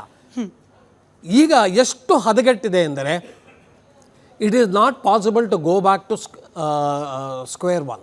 ಅಷ್ಟು ತನಕ ಹೊರಟೋಗಿದೆ. ಬ್ಲೇಮ್ ಗೇಮು ವಿಪರೀತ ಜಾಸ್ತಿ ಆಗಿದೆ ಎಲ್ಲದಕ್ಕೂ. ಮೊನ್ನೆ ಹೈದಿ ಸತ್ತಾಗ ಇಲ್ಲ ಎಲ್ಲ ಇಂಡಿಯಾನೇ ಮಾಡಿಸಿರೋದು ಅಂತ ಶುರು ಆಗಿ ಕಡೆಗೆ ಅವರೇ ಸ್ಟೇಟ್ಮೆಂಟ್ ಕೊಟ್ಟರು, ಇಲ್ಲ ಇದನ್ನು ಎಲೆಕ್ಷನ್ ಪೋಸ್ಟ್ಪೋನ್ ಮಾಡೋಕ್ಕೆ ಅಂತ. ಸೊ ಆ ಸ್ಟೇಟಿಗೆ ಹೊರಟೋಗಿದೆ. ಆದರೆ ಇದು ಈ ಸಿಚುವೇಶನ್ನ ರಿಟ್ರೀವ್ ಮಾಡೋಕ್ಕೆ ಸಾಧ್ಯವಾ? ಅದಕ್ಕೆ ಉತ್ತರ ಕೊಡೋದು ಬಹಳ ಕಷ್ಟ. ಈ ಸಂದರ್ಭದಲ್ಲಿ ಉತ್ತರ ಕೊಡೋದು ಅಂತೂ ಸಾಧ್ಯವಿಲ್ಲ. ಯಾರಿಗೆ ಗೊತ್ತು, in the days to come ಸ್ವಲ್ಪ ಹೀಟ್ ಕಮ್ಮಿ ಆಗ್ಬೋದು. ಆದರೆ ನಮ್ಮ ದೇಶದ ಮೇಲೆ ಇರೋ ಮಿಸ್ಟ್ರಸ್ಟು, ನಮ್ಮ ದೇಶದ ಮೇಲೆ ಇರೋ ಕೋಪ, ಹೇಟ್ರೆಡ್ಡು ಅದು ಕಮ್ಮಿ ಆಗೋದು ನನಗೆ ಕಾಣಿಸ್ತಾ ಇಲ್ಲ. ನೀವೇ ಹೇಳಿದಾಗೆ ಖುದ್ದು ಶಾರ್ಟೆಡ್ ಆದ ಸ್ಟೂಡೆಂಟ್ ಲೀಡರ್ ಶರೀಫ್ ಒಸ್ಮಾನ್ ಹಾದಿ ಆತನ ಸಹೋದರನೇ ಭಾರತ ಇಲ್ಲ ಇದರಲ್ಲಿ ಕೈವಾಡ ಅಂದರೂ ಕೂಡ ಅದನ್ನು ನಂಬೋ ಪರಿಸ್ಥಿತಿಲಿ ಇಲ್ಲ. ಬಟ್ ಸರ್, ಇನ್ನೊಂದು ಅನುಮಾನ ಅಂತಂದರೆ ಈ ಗ್ರೇಟರ್ ಬಾಂಗ್ಲಾದೇಶ ಅನ್ನೋ ಭೂತ ಒಂದು ಬಾಂಗ್ಲಾದೇಶ ಇದು ಕೇವಲ ಈ ಧಾರ್ಮಿಕ ಮೂಲಭೂತವಾದಿಗಳ ತನಕ ಮಾತ್ರ ಇಲ್ಲ ಸರ್. ಕಳೆದ ಕೆಲವೇ ತಿಂಗಳ ಹಿಂದೆ ಈ ಇಂಟ್ರೀಮ್ ಗೌರ್ಮೆಂಟ್ ನಡೆಸ್ತಾ ಇರುವ ಯುನೆಸ್ ಪಾಕಿಸ್ತಾನದ ಜನರಲನ್ನು ಮೀಟ್ ಮಾಡಿದಾಗ ಮಿರ್ಜಾನನ್ನು ಆತನಿಗೆ ಕೊಟ್ಟ ಬುಕ್ ಕೂಡ ಬಹಳ ಚರ್ಚೆ ಗ್ರಾಸವಾಗಿತ್ತು. ಯಾಕಂದರೆ ಅದ್ರ ಮೇಲೆ ಇದ್ದಿದ್ದು ಕೂಡ ವಿರೂಪಗೊಂಡ ಭೂಪಟ. ಅದರಲ್ಲಿ ಗ್ರೇಟರ್ ಬಾಂಗ್ಲಾದೇಶವನ್ನು ತೋರಿಸ್ಬಿಟ್ಟಿದ್ರು, ಭಾರತದ 7 ಸಿಸ್ಟರ್ಸ್ನು ಕೂಡ ಇನ್ಕ್ಲೂಡ್ ಮಾಡಿಕೊಂಡು. ಸರ್, ಇದು ಭ್ರಮೇನ? ಭಾರತದ 7 ರಾಜ್ಯಗಳನ್ನು ನಾವು ಒಂದುಗೂಡಿಸ್ಕೊಂಡ್ಬಿಟ್ಟು ಗ್ರೇಟರ್ ಬಾಂಗ್ಲಾದೇಶ ಮಾಡ್ತೀವಿ ಅಂತ ಹೇಳಿ ಸರ್ಕಾರ ನಡೆಸ್ತಾ ಇರುವವರೇ ಬಾಂಗ್ಲಾದೇಶದಲ್ಲಿ ಕಾಣ್ತಾ ಇರುವ ಈ ಕನಸ ಭ್ರಮೇನ, ಪ್ರಾಕ್ಟಿಕಲಿ ಪಾಸಿಬಲ್ಲ? ಏನು ಹೇಳ್ತೀರಿ ಸುದರ್ಶನ್ ಸರ್? ಈಗ ನೋಡಿ, ಗೋಡೆ ಮೇಲಿರೋ ಹಳ್ಳಿಗಳು ನಾನು ಮೊಸಳೆ ಅಂತ ಭ್ರಮೆ ಪಟ್ಬಿಡ್ತೇವೆ. ಅವ್ರ ಕೈಲಿ ಏನೂ ಆಗಲ್ಲ. ಇಟ್ ಈಸ್ ಜಸ್ಟ್ ದಟ್ ಏನಾದರೂ ಸುದ್ದಿಯಲ್ಲಿರಬೇಕು ಅಥವಾ ಈ ಕೆಣಕಬೇಕು, ಭಾರತವನ್ನು ಕೆಣಕಬೇಕು ಅಂತ. ಈಗ ನೋಡಿ, 22 ವರ್ಷಗಳಲ್ಲಿ ಹಲವಾರು ಮುಸ್ಲಿಮರು ಸತ್ತಿದ್ದಾರೆ. ಅವಾಮಿ ಲೀಗ್ನ ಪೊಲಿಟಿಕಲ್ ಧುರೀಣರೇ ಸತ್ತಿದ್ದಾರೆ. ಅವ್ರ ಸುದ್ದಿ ಆಗಲಿಲ್ಲ. ಆದರೆ ಮಂಡಲ್ದು ಸುದ್ದಿ ಆಯಿತು, ಲಿಪುದಾಸ್ದ ಸುದ್ದಿ ಆಯಿತು. ಯಾಕೆ ಅಂದರೆ ಇದನ್ನು ಭಾರತವನ್ನು ಕೆಣಕಕ್ಕೆ. ಇದು ಯಾಕೆ ವೈರಲ್ ಆಗ್ತಾಯಿದೆ ಈ ವಿಡಿಯೋಗಳೆಲ್ಲ ಅಂದರೆ, ಏನಾದರೂ ಮಾಡಿ ಭಾರತವನ್ನು ಒಂದಿಷ್ಟು ಕೆಣಕಿಬಿಟ್ರೆ, ಅವರು ಏನಾದರೂ ಒಂದಿಷ್ಟು ಅಫೆನ್ಸಿವ್ ಆ್ಯಕ್ಷನ್ ಮಾಡಿದರೆ ಮತ್ತೆ ನಾವು ಅದನ್ನು ಉಪಯೋಗಿಸ್ಕೋಬೇಕು ಅಂತ. ಸರ್ ಹೇಳಿದಾಗೆ it is all focused to spoil the relationship. ನಾವೆಷ್ಟೇ ಪ್ರಯತ್ನ ಮಾಡಿದ್ವಿ, ಮಾಲ್ಡೀವ್ಸಲ್ಲೂ ಅದೇ ಆಯಿತು. ಇಂಡಿಯಾ ಔಟ್ ಅಂತೇಳಿ ಕ್ಯಾಂಪೇನ್ ಮಾಡಿದ್ರು, ಗೆದ್ದುಬಿಟ್ಟ. ಆಮೇಲೆ ಫಸ್ಟ್ ಚೀನಾಗೆ ಹೋದ, ಅಲ್ಲಿಂದ ಮತ್ತೆ ನಿಮ್ಮ ಪಾದವೇ ಗತಿ ಎಂದು ಇದಕ್ಕೆ. ಶ್ರೀಲಂಕಾದಲ್ಲೂ ಅದೇ ರಾಜಪಕ್ಷ ಕಾಲದಲ್ಲೂ ಆಯಿತು. ಇನ್ನು ಮಗ್ಗಲಿನ ಮುಳ್ಳಾಗಿ ಏನು ನೇಬರ್ಗಳಿದ್ದಾರೆ, ನಾವೆಷ್ಟೇ ಸಹಿಷ್ಣುತೆ ತೋರಿಸಿದ್ರು ಅವಕ್ಕೆ ಪೆಟ್ಟು ಸರಿಯಾಗಿ ಬೀಳೋವರೆಗೂ ಗೊತ್ತಾಗಲ್ಲ. ನಾನು ಇದನ್ನು ಈ ಒಂದು ಮೂಲಭೂತ ಒಂದು ವೈಚಾರಿಕ ಹೇಗೆ ಹರಡ್ಕೊಂಡಿದೆ ಅಂದರೆ, ನಾನು ಹೇಳಿದೆ ನನ್ನದೇ ಎಕ್ಸಾಂಪಲ್ಲು. ನಾನು ವಾಯುಸೇನೆಯಲ್ಲಿದ್ದಾಗ ಅಸ್ಸಾಮಿನ ಜೋರಾಟ್ ಅನ್ನೋ ವಾಯುಸೇನೆಯಲ್ಲಿದ್ದೆ. ಆ ವರ್ಷ ಧೋ ಅಂತ ಮಳೆ ಎಲ್ಲ ಭಾರತದಲ್ಲೂ ಇತ್ತು, ಬಾಂಗ್ಲಾದೇಶದಲ್ಲೂ ಇತ್ತು. ಭಾರತ ಸರ್ಕಾರ ಸರಿ ಅಲ್ಲಿಗೆ ಒಂದಿಷ್ಟು ವಿಮಾನಗಳಲ್ಲಿ ಪರಿಹಾರ ಸಾಮಗ್ರಿಗಳನ್ನ ಕಳಿಸಿ ಅಂತೇಳಿ ನಾನು ಹೋದೆ. ನನ್ನದು ಒಂದು ವಿಮಾನ, ನಮ್ಮ ಫ್ಲೈಟ್ ಕಮಾಂಡರ್ದು ಒಂದು ವಿಮಾನ. ಸೊ 2 ವಿಮಾನಗಳು ಹೋಗಿ ಅಲ್ಲಿ ಇಳಿಸಿದರೆ ಮಳೆಯಲ್ಲಿ ನಾವು ಅಂಥ ರಿಸ್ಕ್ ತೊಗೊಳ್ಳೇಬಾರ್ದಾಗಿತ್ತು. ಮಳೆಯಲ್ಲೇ ಹೋಗಿ ಇಳಿಸಿದ್ವಿ, ಓಪನ್ ಮಾಡಿದ್ವಿ. ಯಾರೋ ಒಬ್ಬರು ಅಧಿಕಾರಿ ಬಂದರು, ಅವರಿಗೆ ಕೇಳ್ಕೊಂಡ್ವಿ, ಪ್ಲೀಸ್ ಆಫ್ಲೋಡ್ ದಿಸ್ 5 ಟನ್ ಆಹಾರ ಸಾಮಗ್ರಿಗಳು, ಬ್ಲ್ಯಾಂಕೆಟ್ ಎಲ್ಲ ಇತ್ತು. ಅವರು ಒಂದು 4-5 ಜನ ಕರ್ಕೊಂಡ್ಬಂದರು. ಬಂದು ಅವರು ನೋಡಿದರು, ಒಂದು ಸರಿ ವಿಮಾನ ಸುತ್ತ ಹಾಕಿದ್ರು, ಹೊರ್ಟೋಗ್ಬಿಟ್ರು. ನಮಗೆ ಆಶ್ಚರ್ಯ, ಏನಪ್ಪ ಇವರು ಮತ್ತೆ ಜಾಸ್ತಿ ಜನ ಕರ್ಕೊಂಬರೋಕೆ ಹೋಗಿದ್ದಾರೋ ಏನೋ ಅಂಥೇಳಿ ಕಾದ್ವಿ ಬರ್ತೆ ವೆದರ್ ವಾರ್ನಿಂಗ್ ಎಲ್ಲ ಬಂತು, you should take off immediately otherwise weather is going to clamp down ಅಂತ. ಯಾಕೆ ಹೋದರು ಅಂತ ಆಮೇಲೆ ಗೊತ್ತಾಯಿತು. ಆ ಪರಿಹಾರ ಸಾಮಗ್ರಿಗಳ ಮೇಲೆ ಬರೆದಿದ್ರು, from Ramakrishna mission to the people of Bangladesh. Okay, look at the ಅವರೆಲ್ಲ ಕೂಲಿಗಳು, ಅವರ ಮನಸ್ಥಿತಿ ಆಗಿದೆ. ಸೊ ಇದು ಇಟ್ ಇಸ್ ವೈಡ್ ಸ್ಪ್ರೆಡ್. ಅಂದ್ರೆ ನಾವು ಭಿಕ್ಷೆ ಬೇಡ್ಕೊಂಡು ಹಸುವಲ್ಲಿ ಸಾಯ್ತೀವಿ, ಆದ್ರೆ ರಾಮಕೃಷ್ಣ ಮಿಷನ್ ಅನ್ನೋ ಕಾರಣಕ್ಕೆ ನಮಗೆ ಆಹಾರ ಬೇಡ ಅಂತೇಳಿ. ಇದು ಈ ಒಂದು ಎಕ್ಸಾಂಪಲ್ ಯಾಕೆ ಕೊಟ್ಟೆ ಅಂದರೆ, how they think, how we think. ನಮಗೆ ಶತ್ರುಬೋಧ ಕಲಿಸಿಲ್ಲ ನಮ್ಮ ಇದರಲ್ಲಿ ಸ್ಕ್ರಿಪ್ಚರ್ಗಳಲ್ಲಿ. How to pick enemies brain, ಅದು ನಮಗೆ ಬಂದಿಲ್ಲ. ಈಗ ಕಲಿಬೇಕು ನಾವು, ಅನಿವಾರ್ಯ. ಶತ್ರುಬೋಧ ಅಂದರೆ ಏನು ಅಂತ ನಾವು ಈಗ ಅನಿವಾರ್ಯವಾಗಿ ಕಲೀಲೇಬೇಕು. ಈಗ ನೋಡಿ, ಮೊನ್ನೆ ನಮ್ಮ ಡಾಕ್ಟ್ರುಗಳೇ ಬಾಂಬ್ ಬ್ಲಾಸ್ಟ್ ಮಾಡಿದರು. So they are the snakes in the grass. ಅದು ನಮಗೆ ಗೊತ್ತಾಗಲ್ಲ. ಯಾವಾಗ ಅವ್ರ ಮೇಲೆ ಬಂದರು okay okay okay they are the snakes ಅಂತ ಗೊತ್ತಾಗುತ್ತೆ. So we have to amend our selves. ಯಾಕೆ ಅಂದರೆ ನಾವೇ ಈ ದೇಶವನ್ನು ಹುಟ್ಟಿಸಿದವರು ಅಂತ ನಾವು ನಮಗೊಂಥರ ಭ್ರಮೆಯಲ್ಲಿದ್ದೀವಿ. We cannot erase that.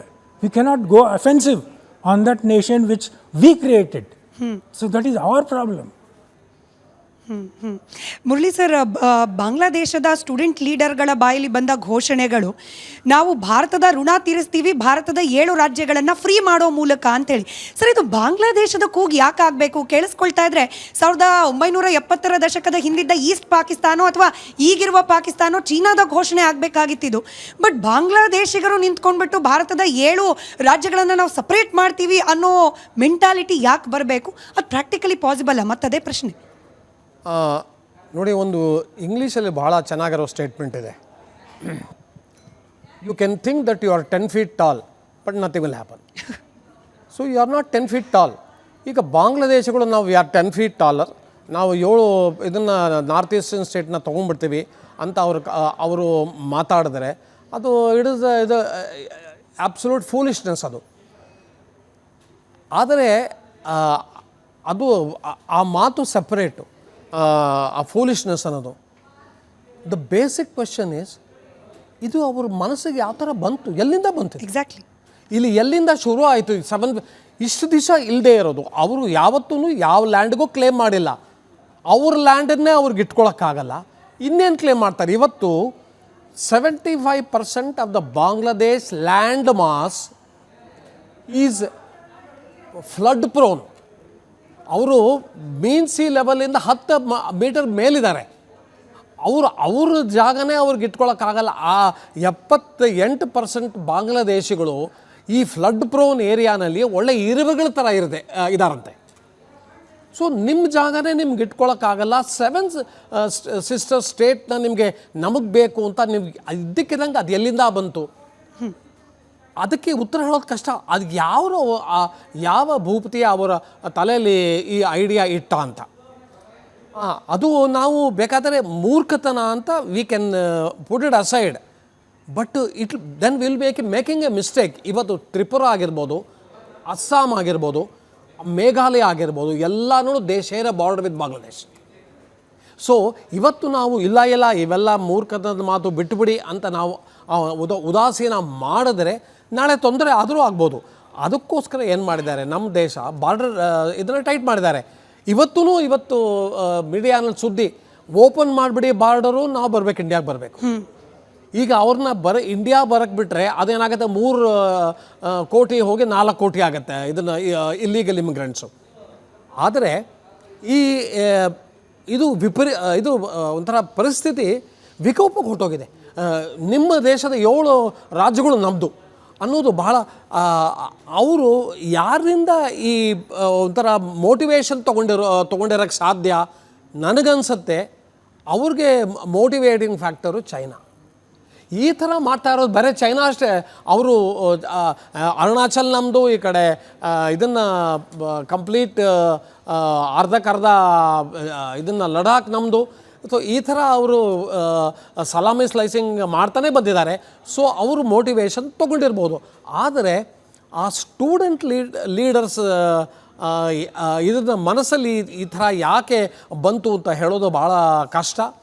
ಆದರೆ ನಾವು ಅದನ್ನು ತುಂಬ ಒಂಥರ ಹಗುರವಾಗಿ ಪರಿಗಣಿಸಬಾರ್ದು. ಈಗ ಸದ್ಯದಲ್ಲಿ ನಮ್ಮ ಆ್ಯಕ್ಷನ್ ನಾವು ತಗೋಬೇಕು. ಯಾಕಂದ್ರೆ ಮೂರ್ ವೈರಸ್ ಸರ್, ಒಂದು ಧರ್ಮದ ಅಮಲು, ಅದ್ರ ಜೊತೆಗೆ China virus Pakistan virus mix ಆಗಿ ವರ್ಕ್ ಆಗ್ತಿದ್ಯಾ ಅಂತ ಹೇಳಿ ಬಾಂಗ್ಲಾದೇಶದ ಎಕ್ಸ್ಟ್ರೀಮಿಸ್ಟ್ಗಳಲ್ಲಿ. ಈಗ ಇಂದಿನ ತಾರೀಕಿನಲ್ಲಿ ಪಾಕಿಸ್ತಾನ್ ಮತ್ತು ಬಾಂಗ್ಲಾದೇಶ್ ಒಂದು ಸೆಕ್ಯೂರಿಟಿ ಒಪ್ಪಂದ ಮಾಡಿಕೊಳ್ಳುವಂಥ ಒಂದು ಸಾಧ್ಯತೆ ಇದೆ, ಆಗಿದೆ. ಆ ಸೆಕ್ಯೂರಿಟಿ ಒಪ್ಪಂದ ಮಾಡಿಕೊಂಡ್ರೆ ಚೈನಾ ಬಂತು. ಸೊ ಚೈನಾಗೆ ಆಟೋಮ್ಯಾಟಿಕ್ ಎಂಟ್ರಿ ಸಿಕ್ತು. ಆಮೇಲೆ ಇನ್ನೊಂದು ಯೂನಸ್ ಹೋಗ್ಬಿಟ್ಟು ಚೈನಾಳಿ ಎಲ್ಲ ಜೊತೆ ಮಾತಾಡ್ಕೊಂಬಂದಿದ್ದಾರೆ, ಅವ್ರು ಹೋಗ್ಬಿಟ್ಟು ಅಸೀಮ್ ಮುನಿ ಜೊತೆ ಮಾತಾಡ್ಕೊಂಬಂದಿದ್ದಾರೆ. ಸೊ ಈ ಥರ ಅವ್ರೇನು ಮಾಡ್ತಿದ್ದಾರೆ, your enemy is my friend. So ಆ ಥರ ಪಾಲಿಸಿ ಅವರೇನಾದ್ರು ಅಡಾಪ್ಟ್ ಮಾಡ್ತಾರಾ ಗೊತ್ತಿಲ್ಲ. ಈಗ ಮುಂದೆ ಬರೋ ಸರ್ಕಾರ ಅದೇ ಪಾಲಿಸಿನ ಮುಂದುವರ್ಸ್ಕೊಂಡು ಹೋಗ್ತಾರಾ ಅದು ಗೊತ್ತಿಲ್ಲ. ಆದರೆ ಮುಂದುವರ್ಸ್ಕೊಂಡು ಹೋಗೋ ಸಾಧ್ಯತೆಗಳಿದೆ. ಯಾಕೆಂದರೆ BNP ಆಮೇಲೆ ಜಮಾತೆ ಇಸ್ಲಾಮಿ ಬಂದರೆ ಖಂಡಿತ ಮಾಡ್ತಾರೆ ಅವರು. ಸೊ ನಮ್ಮ ದೇಶಕ್ಕೆ ಈಗ ನಮ್ಮ ದೇಶ ಇದನ್ನು ಸೀರಿಯಸ್ ಆಗಿ ಪರಿಗಣಿಸಬೇಕು. ಈಗ ಎಲ್ಲರೂ ಹೇಳ್ತಾ ಇರೋದು ಒಂದೇ ಮಾತು, A politically stable Bangladesh is good for India. ಅಲ್ಲಿ ಪೊಲಿಟಿಕಲ್ ಸ್ಟೆಬಿಲಿಟಿ ಇಲ್ಲ, ಅಲ್ಲಿ ವಿಪರೀತ ರಿಲಿಜಿಯಸ್ ಇದನ್ನು ಸೆಂಟಿಮೆಂಟ್ಸ್ ವಿಪರೀತ ಹೈಪ್ ಆಗಿದ್ದಾರೆ ಅಲ್ಲಿ, ಅದು ನಮ್ಮ ದೇಶಕ್ಕೆ ತೊಂದರೆ ಅನ್ನೋ ಮಾತು ಎಲ್ಲರೂ ಆಡ್ತಾ ಇದ್ದಾರೆ.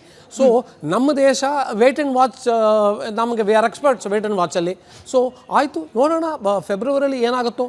ಆದರೆ ಫೆಬ್ರವರಿಲಿ ಏನಾಗುತ್ತೋ ಅಂತ ಎಲ್ಲರಿಗೂ ಗೊತ್ತು, ಯಾಕಂದರೆ ಅವಾಮಿ ಲೀಗಂತೂ ಬ್ಯಾನ್ ಮಾಡಿಬಿಡ್ಯಾರೆ. ಸೊ ಇರೋದು ಹಾಳೂರಿಗೆ ಉಳ್ದವನೇ ಗೌಡ. ಸೊ ಅವರಿಬ್ಬರು ಸೇರಿಕೊಂಡು ಇದನ್ನು ಒಂದು ಸರ್ಕಾರ ಕಟ್ಟಿದ್ರೆ ಖಂಡಿತ ತೊಂದರೆಗಳಾಗೋದ್ರಲ್ಲಿ ಅದು ಸಂಶಯವೇ ಇಲ್ಲ. ಆದರೆ ಇದನ್ನು ಸ್ಟೂಡೆಂಟ್ಸ್ ಮನಸ್ಸಲ್ಲಿ ಅವರು ಯಾವ ಥರ ಅವ್ರನ್ನ ಇಂಡಾಕ್ಟ್ರಿಯೇಟ್ ಮಾಡಿದ್ದಾರೆ ಅನ್ನೋಕ್ಕೆ ಒಂದು ಬಹಳ ಬೆಸ್ಟ್ ಎಕ್ಸಾಂಪಲ್ಲು ಇದು. ಮೊದಲನೇದಾಗಿ ಎಲ್ಲದಕ್ಕೂ ಇಂಡಿಯಾನೇ ರೆಸ್ಪಾನ್ಸಿಬಲ್ಲು. ಆಮೇಲೆ ನೆಕ್ಸ್ಟು ಇಲ್ಲ ಇಂಡಿಯಾನಲ್ಲಿ 7 ಸ್ಟೇಟ್ ಕೊಟ್ಬಿಡಿ, ಅದು ದಟ್ ಇಸ್ ಅವರ್ ಸೊ ಈ ಥರ ಅವರು ಸ್ಟೇಟ್ಮೆಂಟ್ಸ್ ಕೊಡ್ತಾ ಇರೋದು ಸ್ವಲ್ಪ it is a matter of concern. ನೀವು ಪೊಲಿಟಿಕಲ್ ಸ್ಟೆಬಿಲಿಟಿ ಅಂದರೆ ಸರ್, ಪೊಲಿಟಿಕಲ್ ಸ್ಟೆಬಿಲಿಟಿ ಹಾಗೆ ಫ್ರೀ ಆ್ಯಂಡ್ ಫೇರ್ ಎಲೆಕ್ಷನ್ಗೆ ಅಮೆರಿಕ ಚೈನಾ ಬಿಡುತ್ತಾ ಅನ್ನೋದೊಂದು ಪ್ರಶ್ನೆ ಇದೆ. ಅದಕ್ಕೆ ಹೋಗೋಕ್ಕೆ ಮುಂಚೆ ನಾವು ಈ 7 ರಾಜ್ಯಗಳ ಬಗ್ಗೆ ಮಾತನಾಡ್ತಾ ಇದ್ವಿ ಸರ್. ಈ 7 ರಾಜ್ಯಗಳು ಅಂತ ಬಂದ ತಕ್ಷಣ ಸಿಲಿಗುರಿ ಕಾರಿಡಾರ್, ಚಿಕನ್ ನೆಕ್ ಅಂತ ಹೇಳಿ ಅದು ಪದೇ ಪದೇ ಡಿಸ್ಕಷನ್ಗೆ ಬರುತ್ತೆ. ಇದು ನಿಜವಾಗ್ಲೂ ಭಾರತದ ವೀಕ್ನೆಸ್ ಸರ್ ಸುದರ್ಶನ್ ಸರ್? ಇವಾಗಿನ ಪರಿಸ್ಥಿತಿ ಹೇಗಿದೆ, especially army deployment? I know ಎಲ್ಲವನ್ನ ರಿವೀಲ್ ಮಾಡಲಿಕ್ಕಾಗಲ್ಲ ಮಾಧ್ಯಮದಲ್ಲಿ, ಬಟ್ ಎಷ್ಟು ಮಾಡಬಹುದು ಅಷ್ಟರ ಮಟ್ಟಿಗೆ ಹೇಳ್ತಾ ಇಬ್ಬರಿಗೂ ಕಾಮನ್ ಪ್ರಶ್ನೆ, ಎಸ್ಪೆಷಲಿ ಬಾಂಗ್ಲಾದ ಅನ್ರೆಸ್ಟ್ ಶುರು ಆದಮೇಲೆ ಭಾರತದ ಆರ್ಮಿ ಡಿಪ್ಲಾಯ್ಮೆಂಟ್ ಈ 7 ರಾಜ್ಯಗಳನ್ನು ರಕ್ಷಣೆ ಮಾಡ್ಕೊಳ್ಳಿಕ್ಕೆ ಯಾವ ಮಟ್ಟಿಗಿದೆ ಅಂತ ಹೇಳಿ. ಹೌದು ನೋಡಿ, ಅದು chicken neck it's a very vulnerable point. ನಾವು ಫ್ಲೈ ಮಾಡ್ತಿರ್ಬೇಕಾದ್ರೆ ಕಟಿಹಾರ್ ಟು ಕಿಶನ್ಗಂಜ್ ಅಂತೇಳಿ it is just 8 minutes flight through that chicken neck. ನಾವು ಮೋಸ್ಟ್ ಆಫ್ ದ ಟೈಮ್ ಅಲ್ಲಿ ವೆದರ್ ವಾಸ್ ಬ್ಯಾಡ್, ಸೊ ನಾವು ಡೈವರ್ಟ್ ಮಾಡಬೇಕು ಅಂದರೆ we have to take permission from Bangladesh. So it is a very very critical area. Even Sharjil Imam, that JNU infamous Sharjil Imam, he was the first one who said we will block the chicken neck and separate 7 states. ಅಲ್ಲಿಂದ ಆ ಉಚಿತನ ಶುರು ಆಯಿತು. But ಈಗಲೂ ಬರೀ ಒಂದು chicken neck ಅಲ್ಲ, ನಾವು ಬಾಂಗ್ಲಾದೇಶನ cut ಮಾಡಬೇಕು ಅಂದರೆ ನಮಗೆ 3 ಚಿಕನ್ ನೆಕ್ ಇದ್ದಾವೆ. Just 22 kilometers from the southern point to Tripura. ಅದನ್ನು 22 kilometers ಅಷ್ಟೇ. We can just put one fence using our army or something. It will completely cut off ಚಿಟಗಾಂಗೆ ಹೋಯ್ತು. ಅದನ್ನು ನಾವು ಚಿಕನ್ ನೆಕ್ ಬಗ್ಗೆ ಇವ್ರು ಮಾತಾಡೋಕ್ಕೆ ಬಂದರೆ ನಮಗೂ ತೋರಿಸ್ಬೋದು. ಈಗ ನಾವು ಇನ್ನೊಂದು ಚಿಕನ್ ನೆಕ್ ಬರುತ್ತೆ, ದಟ್ ಈಸ್ ಅಬೌಟ್ 80 kilometers. ಅದು it's already we deployed S-400 there, we deployed armored squadrons there. It is well fortified. ಮತ್ತು ಚೈನಾ ಕಿತಾಪತಿ ಮಾಡಬೇಕು ಅಂದರೆ ಅದು ಭೂತಾನ್ ಕಡೆಯಿಂದ ಬರಬೇಕು. They are also doing salami slicing slowly into as close to Bhutan border as possible. That is more dangerous than all these stupid fellows ಇವರೇನೇನು ಹೇಳಿಕೆ ಕೊಡ್ತಾರಲ್ಲ ಅದು. So ಈ ಜಿಯೋ ಪೊಲಿಟಿಕಲ್ ನೋಡೋಕೆ ಹೋದರೆ even America is now getting involved. ಅವ್ರ CIA ಅವರು ಇದರಲ್ಲಿ ಬೆಳೆ ಬಯಸ್ಕೊಳಕ್ಕೆ ಹೋಗ್ತಾರೆ.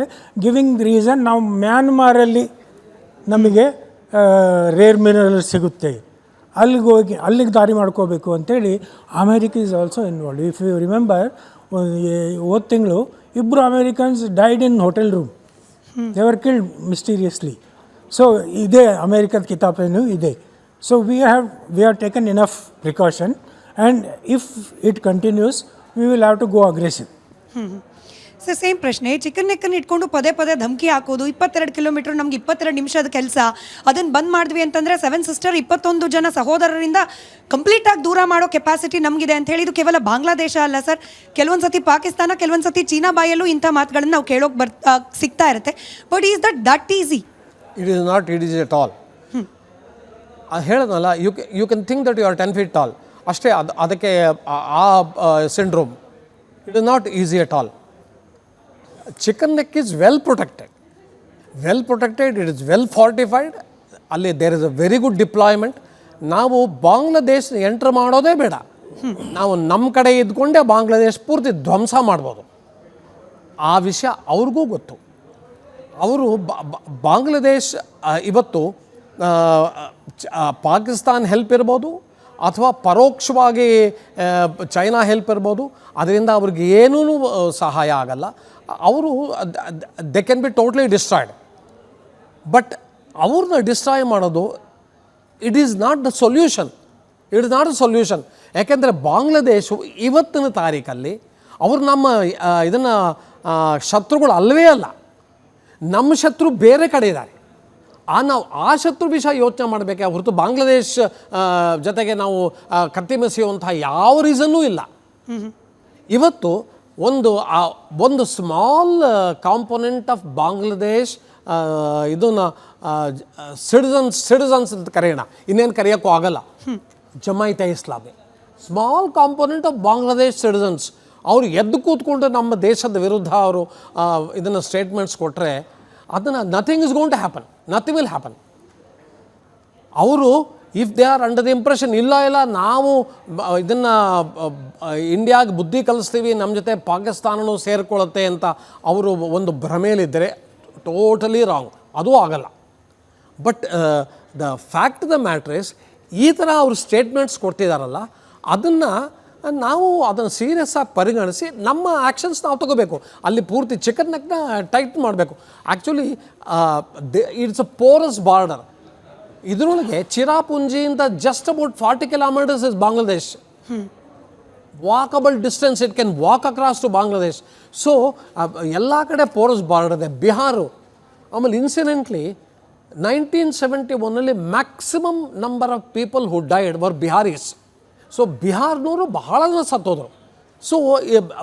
ಸೊ ನಮ್ಮದು ಬಾಂಗ್ಲಾದೇಶ ಜೊತೆಗೆ ಪೋರಸ್ ಬಾರ್ಡರ್.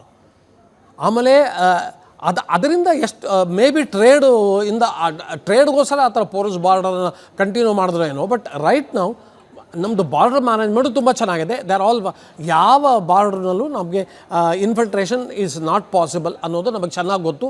ಯಾಕೆಂದರೆ we have deployed our ground forces. But ನಾವು ಚಿಕನ್ ನೆಕ್ನ ಕಟ್ ಮಾಡಿಬಿಡ್ತೀವಿ, ನಮ್ಮ 7 sisters ವಿಲ್ ಇದು completely cut off from India, they will we will take over. ಅದು ಏನು ಗೊತ್ತಾ, ಅದು ಇಟ್ ಈಸ್ ಇದು ಅದಕ್ಕೆ ಕನಸು ಅಂತಲೂ ಹೇಳೋಕ್ಕಾಗಲ್ಲ. ಅದು ಕೆಟ್ಟ ಭ್ರಮೆ. ಅದು they are living in a fool's paradise. But will they continue to live in a fool's paradise is the question. Will they continue to do it is the question. ಈಗ ನಾಳೆ ಹೊಸ ಗೌರ್ಮೆಂಟ್ ಬಂದ ಮೇಲೆ will they say the same thing? ಈಗ ಇದು 7 sisters R hours ಅಂತ. ಈಗ ಜಗತ್ತಿನ ಏನಾಗ್ತದೆ ಅವ್ರು ತಿರುಗಿ ನೋಡಬೇಕು. ಒಂದು ದೇಶ ಗ್ರೀನ್ಲ್ಯಾಂಡ್ ನಮ್ಮದು, ಕೆನಡಾ ನಮ್ಮದು ಕೊಟ್ಬಿಡಿ ಅಂತ ಒಂದು ಕ್ಲೇಮ್ ಮಾಡಿದಂಥ ಒಂದು ದೇಶನೂ ಇದೆ ಈ ವರ್ಲ್ಡಲ್ಲಿ. ಆಯಿತಾ ಗ್ರೀನ್ಲ್ಯಾಂಡು, ಆಯಿತಾ Canada is a 51st state ಅಂತ ಒಂದು ಸ್ಟೇಟ್ಮೆಂಟ್ ಕೊಟ್ಟವರು ಇದ್ದಾರೆ. ಸೊ ಅವ್ರು ಅರ್ಥ ಮಾಡ್ಕೋಬೇಕು, ಈ ಥರ ಕ್ಲೇಮ್ ಮಾಡೋದ್ರಲ್ಲಿ ಅರ್ಥ ಇಲ್ಲ.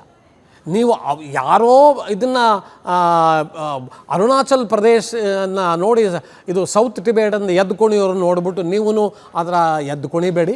ನೀವು ನಿಮ್ಮ ಜಾಗ ನೋಡ್ಕೊಳ್ಳಿ. ನೀವು 78% ನಿಮ್ಮ ಪಾಪ್ಯುಲೇಷನ್ ಯಾವ ಥರ ಬಚಾಯಿಸ್ಬೇಕು ಅದನ್ನು ನೋಡ್ಕೊಳ್ಳಿ, ಅದು ಇಂಪಾರ್ಟೆಂಟು ಅಂತ ಅವ್ರಿಗೆ ಯಾರು ಬುದ್ಧಿ ಹೇಳಿದ್ರೆ ಅಥವಾ ಅವ್ರಿಗೆ ಆ ಬುದ್ಧಿ ಬಂದರೆ I think things will stabilise. Otherwise ಅವರು 20 ಕಿಲೋಮೀಟರ್ಸ್ ಕಟ್ ಮಾಡಿಬಿಡ್ತೀವಿ, everything is ours. I think it is totally they are living in a fool's paradise. Right. ನಾನು ನೀವಾಗಲೇ ಹೇಳ್ತಿದ್ರಿ ಸರ್, ಅಕ್ರಮವಾಗಿ ಭಾರತದ ಒಳಗೆ ಬಂದಿರುವವರು ಹಾಗೆ ಬರುವ ಪ್ರಯತ್ನ ಮಾಡ್ತಿರೋರ ಬಗ್ಗೆ. ನಾನು ಆ ಟಾಪಿಕ್ನ ಮುಗಿಸಿ ಅದಾದಮೇಲೆ ಆಡಿಯನ್ಸ್ಗೆ ನಾನು ಪ್ರಶ್ನೆಗಳನ್ನು ಕೇಳ್ತಾ ಹೋಗ್ತೀನಿ. ಸುದರ್ಶನ್ ಸರ್, ಪಾಕಿಸ್ತಾನ ಹಾಗೆ ಚೀನಾಗಿಂತ ಹೆಚ್ಚಿನ ಬಾರ್ಡರನ್ನು ಭಾರತ ಬಾಂಗ್ಲಾದೇಶದ ಜೊತೆಯಲ್ಲಿ ಶೇರ್ ಮಾಡುತ್ತೆ, ಇಫ್ ಐ ಆಮ್ ಕರೆಕ್ಟ್. 4,000 ಕಿಲೋಮೀಟರ್ಗಿಂತ ಅಧಿಕ ಬಾರ್ಡರ್. ಝೀರೋ ಇನ್ಫಿಲ್ಟ್ರೇಷನ್ ಮಾಡೋದು ಪ್ರಾಕ್ಟಿಕಲಿ ಪಾಸಿಬಲ್ಲ? ಸರ್ ಕೂಡ ಹೇಳ್ತಾ ಇರೋ ಹಾಗೆ ಈಗಾಗಲೇ ಕೋಟಿ ಮೀರಿ ಹೋಗಿದೆ ಅಕ್ರಮವಾಗಿ ಬಂದು ಭಾರತದಲ್ಲಿ ನೆಲೆ ನಿಂತಿರುವ ಬಾಂಗ್ಲಾದೇಶಿಗಳ ಸಂಖ್ಯೆ. ಇದನ್ನು ಕಂಪ್ಲೀಟ್ ಕಟ್ ಆಫ್ ಮಾಡ್ಲಿಕ್ಕೆ ಸಾಧ್ಯನಾ ಅಂತ? ನೋ. ಯಾಕೆ ಅಂದರೆ ನೋಡಿ ಹೇಳ್ತೀನಿ, ಒಂದು ಯಾಕೆ ಇದು ಪೋರಸ್ ಬಾರ್ಡರ್ ಆಗಿದೆ ಅಂದರೆ ಒಂದು ಟೋಪೋಗ್ರಫಿ. ಯಾಕಂದರೆ ಸುಮಾರು 54 ನದಿಗಳು ಹರ್ಕೊಂಡು ಹೋಗ್ತವೆ ಭಾರತದಿಂದ ಬಾಂಗ್ಲಾದೇಶದ ಕಡೆಗೆ. So it is impossible to fence those rivers. ಈಸ್ಕೊಂಬಂದ್ಬಿಡ್ತಾರೆ, ನಡ್ಕೊಂಬಂದ್ಬಿಡ್ತಾರೆ, ಶಾಲೋ ವಾಟರಲ್ಲಿ ನಡ್ಕೊಂಡು ಬಂದುಬಿಡ್ತಾರೆ. Number 1. Number 2, 600 kilometres is West Bengal and Bangladesh. ಅದಕ್ಕೆ ಲ್ಯಾಂಡ್ ಅಕ್ವಿಸಿಷನ್ ಮಾಡೋದು is a state responsibility. For obvious reasons Mamata is not agreeing. ಹಾಗೇ ಇರಲಿ, ಓಪನ್ ಆಗೇ ಇರಲಿ, ಯಾಕಂದರೆ she wants that vote bank. Okay, so it's nearly impossible to place 1 BSF jawan every 10 meters. ಎಷ್ಟು ನಮಗೆ ಬೆಟಾಲಿಯನ್ಗಳು ಬೇಕಾಗುತ್ತೆ. ಸೊ ಈಗೇನು ಮಾಡಬೇಕು ಅಂದರೆ ಎಲ್ಲಿ ಸಾಧ್ಯವೋ ಅಲ್ಲಿ ವಿ ಹ್ಯಾವ್ ಟು ಸ್ಟಾಪ್. ನಾವು ಭಾರತ ಯಾಕೆ ಇಷ್ಟು ನಾಜೂಕಾಗಿ ಹ್ಯಾಂಡಲ್ ಮಾಡ್ತಿದೆ ಬಾಂಗ್ಲಾದೇಶ ಸಿಚುವೇಶನ್ ಅಂದರೆ, ಅವರಿಗೆ ಅಕ್ಕಿ ನಮ್ಮ ಕಡೆಯಿಂದ ಹೋಗ್ತಾ ಇದೆ, ಆಹಾರ ಧಾನ್ಯಗಳು ನಮ್ಮ ಕಡೆಯಿಂದ ಹೋಗ್ತಾ ಇದ್ದೀವಿ, ಎಲೆಕ್ಟ್ರಿಸಿಟಿ ನಾವು ಕೊಡ್ತಾ ಇದ್ದೀವಿ, ನೀರು ಮುಂದಿನ ವರ್ಷ ಒಪ್ಪಂದ ಆಗೋವರೆಗೂ ನೀರು ಗಂಗಾ ನದಿ ನೀರು ಹೋಗ್ತಾ ಇರುತ್ತೆ. ಇದನ್ನೆಲ್ಲ ನಾವು ಕಟ್ ಮಾಡಿದರೆ ಮತ್ತೆ ಇನ್ನೊಂದು ವೇವ್ ಆಫ್ ಇಮಿಗ್ರೆಂಟ್ಸ್, ನಿರಾಶ್ರಿತರದು ಮತ್ತೆ ಬರೋಕ್ಕೆ ಶುರು ಮಾಡೋದು. ಅವ್ರನ್ನ ತಡೆಯೋಕ್ಕಾಗಲ್ಲ. ಕೋಟಿಗಟ್ಟಲೆ ಬಂದಾಗ ಎಷ್ಟು ಡಿಫೆನ್ಸ್ ಫೋರ್ಸಸ್ ಅವ್ರನ್ನ ಕಾಯೋಕ್ಕಾಗುತ್ತೆ. ಸೊ ಇದನ್ನು ರಾಜಕೀಯವಾಗಿ ನಾವು ಒಪ್ಪಂದ ಮಾಡಿಕೊಂಡು ಅವರಿಗೆ ನಾವು ನೋಡಿ, ನಮ್ಮ ಬಜೆಟಲ್ಲಿ ಪ್ರತಿ ವರ್ಷ 120 ಕೋಟಿ ಬಾಂಗ್ಲಾದೇಶ ಕೊಡ್ತಿದ್ದೀವಿ. Notwithstanding all these problems. 120 ಕೋಟಿ ನಮ್ಮ ಬಜೆಟಲ್ಲಿ ಇವರು ಮೀಸಲಾಗಿದೆ, ಕೊಡ್ತಾನೆ ಇದ್ದೀವಿ. ಯಾಕೆ ಅಂದರೆ ಈ ಥರ ಒಂದು ಕಾಂಪ್ರಮೈಸ್ ಮಾಡೋಕ್ಕೆ. ವಲಸಿಗರು ಈಗ ಅಕ್ರಮವಾಗಿ ಬಂದವರು ಬಹುತೇಕರು ಅನ್ನ ಆರಿಸ್ಕೊಂಡು ಬರ್ತಾರೆ ಅನ್ನೋದು ನೋಷನ್ ಇದೆ ಸರ್. ಅವರನ್ನು ಡೇಂಜರಸ್ ಅಂತ ಹೇಳಿ, ಅಂದರೆ ಅಪಾಯಕಾರಿ ಅಂತ ಹೇಳಿ ನಾವು ಗಮನಿಸಬೇಕಾ ಅಂತ? ಎಲ್ಲರನ್ನೂ ಹೇಳೋಕ್ಕಾಗಲ್ಲ, ಬ್ಲ್ಯಾಂಕೆಟ್ ಸ್ಟೇಟ್ಮೆಂಟ್ ಕೊಡೋಕ್ಕಾಗಲ್ಲ. ಬಟ್ ಇಲ್ಲಿ ಏನು ಮಾಡ್ತಾರೆ ಅಂದರೆ ಅವರಿಗೆ ಒಂದು ನೋ ಸೆನ್ಸ್ ಆಫ್ ಬಿಲಾಂಗಿಂಗ್ನೆಸ್. ನಮ್ಮ ಭಾರತೀಯರಿಗೆ ಹೆಂಗಿರ್ತಾರೆ ಅಂದರೆ ನಿರಾಶ್ರಿತರು, ಅವರಿಗೆ ಯಾವ ಒಂದು ಭವಿಷ್ಯದ ಬಗ್ಗೆನೂ ಕಾಳಜಿ ಇರಲ್ಲ. ಕೆಲಸ ಸಿಕ್ಕರೆ ಸರಿ, ಅಲ್ಲಿ ಕೆಲಸ ಮಾಡ್ತಾರೆ. ಈಗ ನೋಡಿ, ಬೆಂಗಳೂರಿನಲ್ಲಿ ಅರ್ಧಕ್ಕರ್ಧ ಜನ ನೀವು ಯಾವುದಾದ್ರೂ ಎಲೆಕ್ಟ್ರಿಸಿಟಿ ಕಂಪ್ಲೇಂಟ್ ಬಂದರೆ, ಪೇಂಟಿಂಗ್, ವಾನಿಷಿಂಗ್ ಅದೆಲ್ಲ ಬಂದರೆ ಅದರಲ್ಲಿರೋರೆಲ್ಲ ಹೇಳ್ಕೊಳ್ತಾರೆ ಬೆಂಗಾಲಿಗಳು ನಾವು ಅಂತೇಳಿ. But half of them you can take it for granted they are Bangladesh. ಇವತ್ತು ಒಂದು ವಿಡಿಯೋ ವೈರಲ್ ಆಗ್ತಾ ಇದೆ. ಆಟೋ ಡ್ರೈವರ್ಗಳು 3 ಜನ ನಿಂತ್ಕೊಂಡ್ಬಿಟ್ಟು, ನಾವು ಬಾಂಗ್ಲಾದೇಶದಿಂದ ಬಂದವರು, ಇಲ್ಲಿ ಬಂದರೆ ನಿಮಗೆ ಲೈಸೆನ್ಸ್ ಬೇಡ, ಏನೂ ಬೇಡ, ಆಟೋ ಡ್ರೈವರ್ ಆಗೂ ಇರ್ಬೋದು, ರಾತ್ರಿ 8,000 to 12,000 ರೂಪಾಯಿ ಸಂಬಳಕ್ಕೆ ಸೆಕ್ಯೂರಿಟಿ ಗಾರ್ಡ್ ಕೂಡ ಆಗಿರ್ಬೋದು, ನೀವು ಅಲ್ಲಿರಬೇಡಿ, ಇಲ್ಲಿ ಬನ್ನಿ ಅಂತ ಹೇಳ್ತಿರೋದು. ಅದಿನ್ನೂ ಅಥೆಂಟಿಕ್ ಗೊತ್ತಿಲ್ಲ ಬಾಂಗ್ಲಾದೇಶಿಗಳನ್ನ ಅಥವಾ ಯಾರು ಮಾಡಿರೋದು. ಇರ್ಬೋದು, ಖಂಡಿತ ಇರ್ಬೋದು. ನಾವು ನೀವು ಪ್ಯಾನ್ ಕಾರ್ಡ್ ತೊಗೊಳೋಕ್ಕಾದ್ರೆ, ವೋಟರ್ ID ತೊಗೊಳೋಕ್ಕಾದ್ರೆ ಓಡಾಡಬೇಕು, ನಾವೇ ಓಡಾಡಬೇಕು. ಬಟ್ ಅವ್ರಿಗೆ ಇದನ್ನೆಲ್ಲ ಮಾಡ್ಕೊಡೋಕೆ ಒಂದು ಗುಂಪೇ ಇದೆ, ಅವ್ರಿಗೆ ಓಟ್ ಬೇಕಲ್ವಾ. ಸೊ ಅವ್ರಿಗೆ ಬೆಂಗಳೂರಿನಲ್ಲಿರೋ ರಾಜಕೀಯದ ಪ್ರಮುಖ ವ್ಯಕ್ತಿಗಳೇ ಮಾಡಿಸ್ಕೊಡ್ತಾರೆ, ಮನೆಗೆ ತಂದು ಕೊಡ್ತಾರೆ ಇವರಿಗೆ. So that is the reality. ಒಂದು ಪಾಯಿಂಟ್ ನಾವು ಬಹಳ ಸೀರಿಯಸ್ ಆಗಿ ಗಮನಿಸಬೇಕು. ಇಲ್ಲೀಗಲ್ ಇಮಿಗ್ರೆಂಟ್ಸ್ ನಮ್ಮ ದೇಶದಲ್ಲಿ ಎಷ್ಟು ಜನ ಇದ್ದಾರೆ, ಅವ್ರನ್ನ ಹುಡುಕಿ ಡಿಪೋರ್ಟ್ ಮಾಡೋ ರೆಸ್ಪಾನ್ಸಿಬಿಲಿಟಿ ಸ್ಟೇಟ್ ಗೌರ್ಮೆಂಟ್ದು, ಸೆಂಟ್ರಲ್ ಗೌರ್ಮೆಂಟ್ ಅಲ್ಲ. ಬಟ್ ಪದೇ ಪದೇ ಕೇಂದ್ರ ಸರ್ಕಾರದ ಕಡೆಗೆ ಅಲ್ಲ, ಈವನ್ ನಾವು ಆಪರೇಷನ್ ಬಾಂಗ್ಲಾ ಮಾಡಿದಾಗಲೂ ಕೂಡ ಬಹುತೇಕ ಮಿನಿಸ್ಟರ್ಗಳು ಕೊಟ್ಟಿದ್ದದೆ ಸೆಂಟ್ರಲ್ ಗೌರ್ಮೆಂಟ್ನ ಕೇಳಿ ಅಂತ ಹೇಳಿ. ಅದೇ, ಆದರೆ ಯಾವ ಸ್ಟೇಟ್ ಗೌರ್ಮೆಂಟು ಬಾಂಗ್ಲಾದೇಶ್ ಇಲ್ಲಿಗೆ ಇಮಿಗ್ರೆಂಟ್ಸ್ ನಾವು ಹುಡುಕಿ ಡಿಪೋರ್ಟ್ ಮಾಡಿದ್ದಾರೆ ಇಲ್ಲಿ ತನಕ ನಮ್ಮ ದೇಶದಲ್ಲಿ? ಒಬ್ಬರನ್ನೂ ಮಾಡಿಲ್ಲ. ಯಾಕೆ ಅಂದರೆ ದೇ ಆರ್ ಆಲ್ ಅವರು ಪರ್ಫೆಕ್ಟ್ ವೋಟ್ ಬ್ಯಾಂಕ್. ನಮ್ಮ ಇದರೊಳಗೆ ನಮ್ಮ ರಾಜ್ಯದಲ್ಲೇ ನೋಡಿ ಯಾವ ಥರ ಸಿಚುವೇಶನ್ ಇದೆ ಅಂತ ನಮಗೆ ಗೊತ್ತು. ಅವರು ಯಾರು ಅಂತಲೂ ಗೊತ್ತು, ಎಲ್ಲಿದ್ದಾರೆ ಅಂತ. ಅವರು ತಮ್ಮ ಇದೇ ಒಂದು ಚಿಕ್ಕದು ಒಂದು ಕಾಲೋನಿನೇ ಮಾಡ್ಕೊಂಡು ಕೂತಿದ್ದಾರೆ. ಆ ಕಾಲೋನಿ ಮಾಡ್ಕೊಂಡು ಬೆಂಗಳೂರು ಇದರಲ್ಲಿ ಹೊರವಲಯದಲ್ಲಿ ಬೇಕಾದಷ್ಟು ಕಾಲೋನಿಗಳಿದೆ. ನಾವು ಅವ್ರನ್ನ ಐಡೆಂಟಿಫೈಡ್ ಡಿಪೋರ್ಟ್ ಮಾಡೋ ಯಾವ ಥರ ಪ್ರಯತ್ನವೂ ಮಾಡಿಲ್ಲ. ಸೊ ಆದರೆ ಪ್ರಯತ್ನ ಮಾಡೋಕ್ಕೆ ಹೋದರೆ ಇಲ್ಲ, ಇದು central government responsibility. So central government responsibility, state government responsibility, ಈ ಜಗಡದಲ್ಲಿ ಈ illegal immigrants they are thriving. ಬಾರ್ಡರ್ನ ಟೈಟ್ ಮಾಡ್ದಾಳೆ, ಒಳಗೆ ಬಿಟ್ಕೊಂಡಿದ್ದು ಕೇಂದ್ರ ಸರ್ಕಾರದ ತಪ್ಪು. ಅವ್ರು ಒಳಗೆ ಬಂದಿದ್ದಾರೆ, ಆ ಹೆಡ್ಡೇಕ್ ಬೇಡ ನಮಗೆ, ಒಳಗೆ ಬಿಟ್ಕೊಂಡಿದ್ದು ಕೇಂದ್ರ ಸರ್ಕಾರದ ತಪ್ಪು ಅಂತ ಹೇಳ್ತಾರೆ. ಅದು ಒಳಗೆ ಬಿಟ್ಕೊಡೋದು ಕೇಂದ್ರ ಸರ್ಕಾರ ತಪ್ಪು ಅನ್ನೋದು ನಿಜವಾಗ್ಲೂ ಅದು ಎಂಥ ಹಾಸ್ಯಾಸ್ಪದ ಸ್ಟೇಟ್ಮೆಂಟ್ ಅಂತ ನಮಗೂ ಗೊತ್ತು.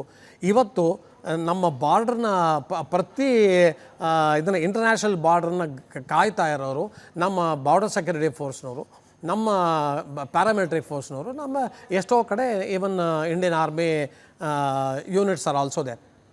ಸೊ ಅವರು ಕಣ್ಣು ತಪ್ಪಿಸಿ ಬರೋದೇನು ದೊಡ್ಡ ವಿಷಯ ಅಲ್ಲ. ಎಷ್ಟೋ ಕಡೆ ಇದು ಬಾರ್ಡರ್ ಪೋರಸ್ ಆಗಿದೆ, ಅವರು ಒಳಗೆ ಬಂದಿದ್ದಾರೆ.